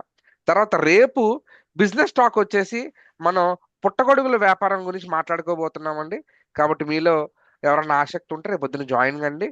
మనం ఇప్పటి వరకు చేసిన మీటింగ్స్ అన్ని రికార్డింగ్స్ మన మాదిగ అకాడమీ యూట్యూబ్ ఛానల్లో ఉంటాయండి. అదేవిధంగా మాదిగ అకాడమీ ఫేస్బుక్ పేజ్లో ఉంటాయండి. తర్వాత మాదిగ అకాడమీ ఒక వాట్సాప్ ఛానల్ కూడా ఉంది, ఆ ఛానల్ కూడా మీరు ఫాలో అయితే మీకు వివరాలన్నీ వస్తాయి. కాబట్టి ఈ మెసేజ్ని ఎక్కువ మందికి రీచ్ అయ్యేలాగా మీరు సపోర్ట్ చేయండి, ఎంకరేజ్ చేయండి. మనల్ని ఎక్కువ మంది ఇక్కడికి వచ్చేలాగా మీ వంతు ప్రయత్నం మీరు చేయండి. మేము పడే కష్టాన్ని మీరు గౌరవించి ఇది ఎక్కువ మందికి రీచ్ అయ్యేలాగా ప్రయత్నం చేయండి. సో ఈరోజు మనకి ఎంత వాల్యుబుల్ కంటెంట్ ఇచ్చిన దివ్య గారికి, అదేవిధంగా కేజీబీ రావు గారికి నా హృదయపూర్వక ధన్యవాదాలు అండ్ కృతజ్ఞతలు తెలియజేస్తున్నాను. లాస్ట్ గా మనకి శ్రీనివాస్ గారు హ్యాండ్ రైజ్ చేశారు. సార్ క్లుప్తంగా మీరు ఏమైనా చెప్పాలనుకుంటే చెప్పండి సార్. సార్ నమస్తే అండి. శ్రీనివాస్ అందెలా, హైదరాబాద్ నుంచి మాట్లాడుతున్నాను. సార్ నేను ఐటీ కార్పొరేట్ సెక్టర్ లో చేశాను. తర్వాత రీసెంట్లీ నేను ఎల్ఎల్బి కంప్లీట్ చేశాను సార్ నేను. సో కానీ ఇంకా నేను ప్రాక్టీస్ అయితే స్టార్ట్ చేయలేదు. సో అట్లాంటి వాళ్ళకు ఇప్పుడు మన first of all I want to thank Rao గారు అండ్ దివ్య గారు for giving very valuable suggestions and valuable lecture. చాలా చాలా థ్యాంక్స్ అండి మీ ఇద్దరికి కూడా. సో నా క్వశ్చన్ ఏంటంటే, ఇప్పుడు మన కమ్యూనిటీ వాళ్ళు కొత్తగా ఎల్ఎల్బి చేసిన వాళ్ళు ఈ ఫీల్డ్లోకి రావాలనుకుంటే ఎటువంటి ఛాలెంజెస్ ఎదుర్కొంటారు? అండ్ ఇంకా మీ సీనియర్స్, మీలాంటి సీనియర్స్ మాకు ఎటువంటి సహకారం అందిస్తారు చెప్పగలుగుతారా సార్? ఖచ్చితంగా సార్. అయితే ఒక చిన్న విషయం సార్, దివ్య గారు లెట్ మీ ఆన్సర్ దిస్. ముఖ్యంగా శ్రీనివాస్ గారు, మీరు కార్పొరేట్ సెక్టర్ లో పనిచేస్తాను అంటున్నారు. మీరు కూడా రేపు పొద్దున్న సెప్టెంబర్ 19వ తారీఖు జరగబోయే మీటింగ్ కి ఖచ్చితంగా ఫిజికల్ మీటింగ్ ఎన్రోల్ అయ్యారండి ఆల్రెడీ? అయింది సార్, అయ్యాను. ఓకే. మేడం గారు కూడా ఒక మేడం ఫోన్ చేశారు, గారితో కూడా మాట్లాడాను. జ్యోతి గారు చేశారు. Okay, good sir, thank you. So ఇంకో విషయం, మిమ్మల్ని మీరు నా నెంబర్ మీ దగ్గర ఉంటే కనుక మీరు నాకు మెసేజ్ చేయండి. మిమ్మల్ని అడ్వకేట్స్ గ్రూప్ లో జాయిన్ చేస్తాను. ఆ అడ్వకేట్స్ గ్రూప్ లో దివ్య గారు ఉన్నారు, తర్వాత కేజీబీ రావు గారు ఉన్నారు. అంతేకాకుండా ఇంకా అందరూ అడ్వకేట్స్ ఉన్నారు, చాలా మంది అడ్వకేట్స్ ఉన్నారు. వాళ్ళందరూ మీకు గైడ్ చేస్తారు. ఓకే, మీకు ఉన్నటువంటి క్వశ్చన్ అక్కడ డ్రాప్ చేయండి. ఆ ఛానల్ ద్వారా మీరు మన అడ్వకేట్స్ తో కూడా మీరు కనెక్ట్ అవ్వచ్చు. సో ఓకే, సో ఒక స్ట్రాంగ్ అడ్వకేసీ మనం బేస్ ని క్రియేట్ చేయాలనే మన మెయిన్ ఉద్దేశం అండి. మనకున్న సమస్యలకి అడ్రస్ చేసే సరైనటువంటి అడ్వకేట్స్ మనకి దొరకట్లేదు. బయట అడ్వకేట్స్ దగ్గరికి వెళ్ళి మన వాళ్ళు డబ్బులు చాలా నష్టపోతున్నారు, టైంని చాలా కోల్పోతున్నారు. ముఖ్యంగా అది అవాయిడ్ చేసి మా మెయిన్ ప్రిన్సిపల్ ఏంటంటే బీ మాదిగా బై మాదిగా. మనకి మనం సపోర్ట్ చేసుకోవాలి, మన వ్యాపారాలు మనం చేసుకోవాలి, మన అవకాశాలు మనం పొందుకోవాలి, మనం మాదిగగా జీవించాలి. అది మన మెయిన్ మోటో. సో ఈ లా కూడా it's a sort of a business. అది కూడా ఒక వ్యాపారంగానే బయట చేస్తున్నారు కన్సల్టెన్సీ వాళ్ళు. ఈ అవకాశాలు చాలా బయటకు పోతున్నాయి. దానివల్ల మనకి న్యాయపరంగా నష్టం జరుగుతుంది, ఆర్థికంగా నష్టం జరుగుతుంది, సమయం పరంగా కూడా నష్టం జరుగుతుంది. కాబట్టి మనకున్నటువంటి లాయర్స్ యాక్టివ్గా బయటకు వచ్చి దాని మీద ఇలాంటి కేసెస్ అన్ని తీసుకుని ప్రూవ్ చేసుకోగలిగితే, ఆల్రెడీ ప్రూవ్ చేసుకుంటున్న లాయర్స్ విజిబిలిటీ మనం క్రియేట్ చేయగలిగితే మన వాళ్ళు బయటికి వెళ్లకుండా మన వాళ్ళ దగ్గర న్యాయపరమైనటువంటి పోరాటం చేసేటప్పుడు హెల్ప్ పొందుతారని నా ఉద్దేశం. Okay, thank you sir. మీరు మీ డీటెయిల్స్ నాకు పంపించండి. ఓకే, ఇంకెవరన్నా మాట్లాడతారండి? సార్ నేను బాలకృష్ణ సార్. బాలకృష్ణ సార్ అక్కడక్కడనే కొంచెం ఆబ్సెంట్ అయ్యాను, కొంచెం విన్నాను సార్. నాకు సైకలాజికల్ ఆస్పెక్ట్ అనేది ఒక స్టేషన్ పోయిన తర్వాత సైకలాజికల్ గా మనం ఏ విధంగా వాళ్ళు ఇంబ్యాలెన్స్ అవుతారు, అంటే మనల్ని ఏ విధంగా మనల్ని ఎఫెక్ట్ చేస్తారు, ఆ సైకలాజికల్ గా ఎలా స్ట్రాంగ్ గా ఉండాలి అన్న దాని మీద నాకు ఒక కొత్త విషయం సార్ ఇది. ఇంతవరకు ఏంటంటే పోలీస్ స్టేషన్ లో ఏది ఏం కేసు పెట్టారు ఏంటి అని చెప్పేసి చేతులు కట్టుకొని మాట్లాడేది. సో ఇప్పుడు ఒక సైకలాజికల్ గా మనం కూడా కాన్ఫిడెన్స్ గా ఉంటే ఆటోమేటిక్ గా వాళ్ళు కూడా ఓకే వీళ్ళు తెలిసిన వాళ్ళలా ఉన్నారు అనే మోటోకి వస్తారు. సో థ్యాంక్ యూ సార్, మంచి వాల్యుబుల్ ఇన్ఫర్మేషన్ ఇచ్చారు. నేను అక్కడక్కడ ఉన్నా కానీ నాకు చాలా పనికొచ్చే విషయాలు. సో బాలకృష్ణ గారు, మీరు వాలంటీర్ గా చెప్పారు లాస్ట్ వీక్, నేను హ్యాండిల్ చేస్తాను. సో యాక్చువల్ గా okay, I'm expecting you to lead this. Okay, so ఈ రోజు నేను తెన్నేటి జయరాజ్ గారు కూడా చెప్పాను, ఒక ఆయన బాలకృష్ణ గారు అని ఆయన లీడ్ తీసుకుంటున్నారు. అంటే ఎన్ని ప్రోగ్రామ్స్ నువ్వు ఎక్కడ ఎలా చేయగలుగుతావు అని అడిగినప్పుడు నేను మీ పేరు చెప్పాను, మీరు లీడ్ తీసుకుంటున్నారు. సో కాబట్టి unfortunately but we all have to be very punctual and informed. Okay, so I request you that ఎందుకంటే because there are many people who is looking forward us, so looking towards us. కాబట్టి మనం we have to set a very good example. So ఖచ్చితంగా మనం if in case we are not available వచ్చే car నుంచి we will keep it informed. Okay sir, but okay sir, thank you very much. Thank you sir, thank you. ఇంకా మనం will close the meeting. Okay, yeah sure sir. ఈ రోజు స్వల్మన్ sir నా guest అని ఇంటికి వచ్చారు, మా ఇంటికి వచ్చారు, వైజాగ్ వచ్చారు. So he is next to me. So ఆయన కూడా జస్ట్ ఒకసారి వీడియో కెమెరా తీసుకోండి. నమస్కారం సార్. Hi sir. ఓకే, ఒకసారి స్పీకర్ పెడతాను. బాలకృష్ణ గారు నీట్ లాగా బయట వినపడుతుంది ఇప్పుడు. Okay sir, okay sir. Sir one question sir. Okay, మాట్లాడండి. లేదు ఇలా బయట డైరెక్ట్ మాట్లాడండి. Okay, good evening, Divya ma'am. I'm really happy that you have taken time and came here and speaking. So it is such a, I cannot tell you in words because words will fail. Such kind of work, but we are all doing. Deepak from distant and from all, our people, our brothers and sisters coming along and listening to our own people. Divya ma'am is taking time. It's such a great, such a great movement we have begun. Yeah, so we are really profusely thankful to ma'am and all of you who are participating in this. And It is a great movement that has begun. So let us continue this. And I have few things to say, but again, it's last because my son has made a small accident in Bangalore. One lady, he hit a lady. He did not hit actually. He was he learned the car driving and he got his license, and he stopped at a signal, and just he was about to start, and one lady came just in front of him and stopped at the left side. So it was a small, kind of a small, dash, even not even dash, such a small, this one. Further, that lady, immediately she fell down and made a big hue and cry. And all the passers-by, auto people and came. And they almost manhandled my son. So then we had to go to, immediately I was away. I was not in Bangalore. I came for a community meeting in Rajahmundry.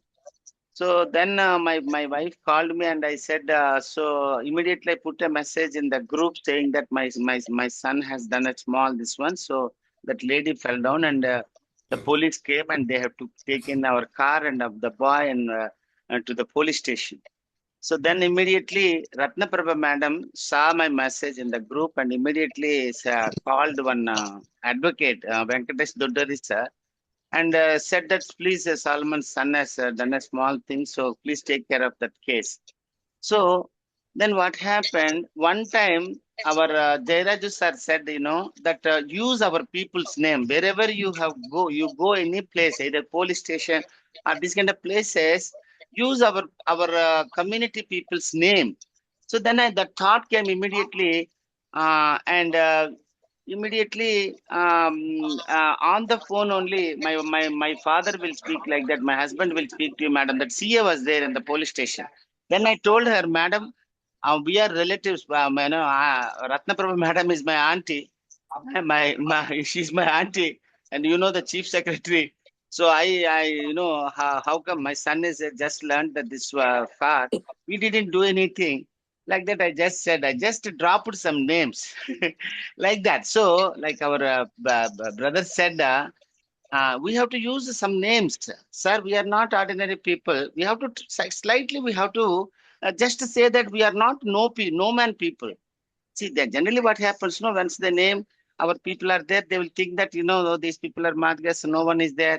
They are all like kind of orphans, and that kind of thinking already comes into their mind. So just we have to say that, sir, we are not ordinary people. And so like that, we have our people, we have our chief secretary, or we can say Baburao sir, the DGP, ex-DGP from Madhya Pradesh, and he is our community head. And, like that, at least they will stop some, some kind of damage. What happened? Yes. And the case was booked and the FIR was this one. And finally, the case came to this one. And finally, they told us to attend the court with the boy. When we attend the court, then that constable was threatening me. See, yours is a criminal case, he was telling me. Yours is a criminal case, sir. Why are you not coming to the court? You have that, like somehow he was trying to, seriously tell me that. Then I said, it's not a criminal case, sir. We know what is the law also. So, and we are not ordinary people. We are from DGP, Kuchput Baburao IPS, sir. And again, we are, my auntie is our chief secretary, Ratnaprabha madam. So we know all the stuff. It's not a criminal case. Why are you speaking all this kind of stuff like that? Actually, that person was threatening, so like, ఇందాక అన్నారు కదా భయపెడుతున్నారని, అది అలాగే చేయడానికి అతను ప్రయత్నించాడు. Then immediately I took over and I told him this is the thing. Then immediately then they understood that okay, వీళ్ళకి తెలుసు కొంత ఎంతో కొంత అని చెప్పేసి అతను ఏమి అనలేదు. ఇంకొకటి ఎవడో వచ్చి అడ్వకేట్ తీసుకొచ్చి ఇది క్రిమినల్ కేసు సార్, మీరు డబ్బులు కట్టాల్సి వస్తుంది, మీరు మీడియేషన్ కావాలంటే మేము చేస్తామా అది ఇది అని మొదలెట్టారు.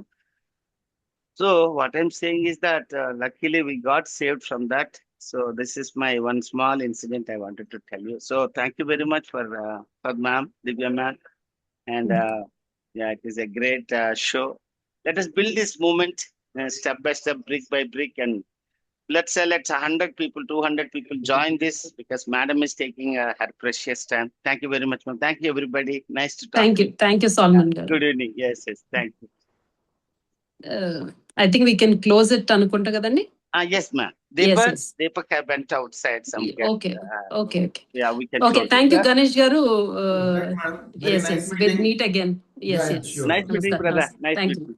Yes. దివ్య మేడం గారు ఒక 2 నిమిషాలు ఫోన్ చేస్తానమ్మా. నేను ఒకసారి నాన్నగారు తెలుసు నాకు. ఒకసారి ఏంటండి? ఒక నిమిషం మాట్లాడతాను. ఇది అయిపోయిన తర్వాత మీతో ఫోన్ చేస్తాను మీకు అంటున్నా. ఒక నిమిషం. తప్పకుండా. నా నెంబర్ ఉందా మీకు?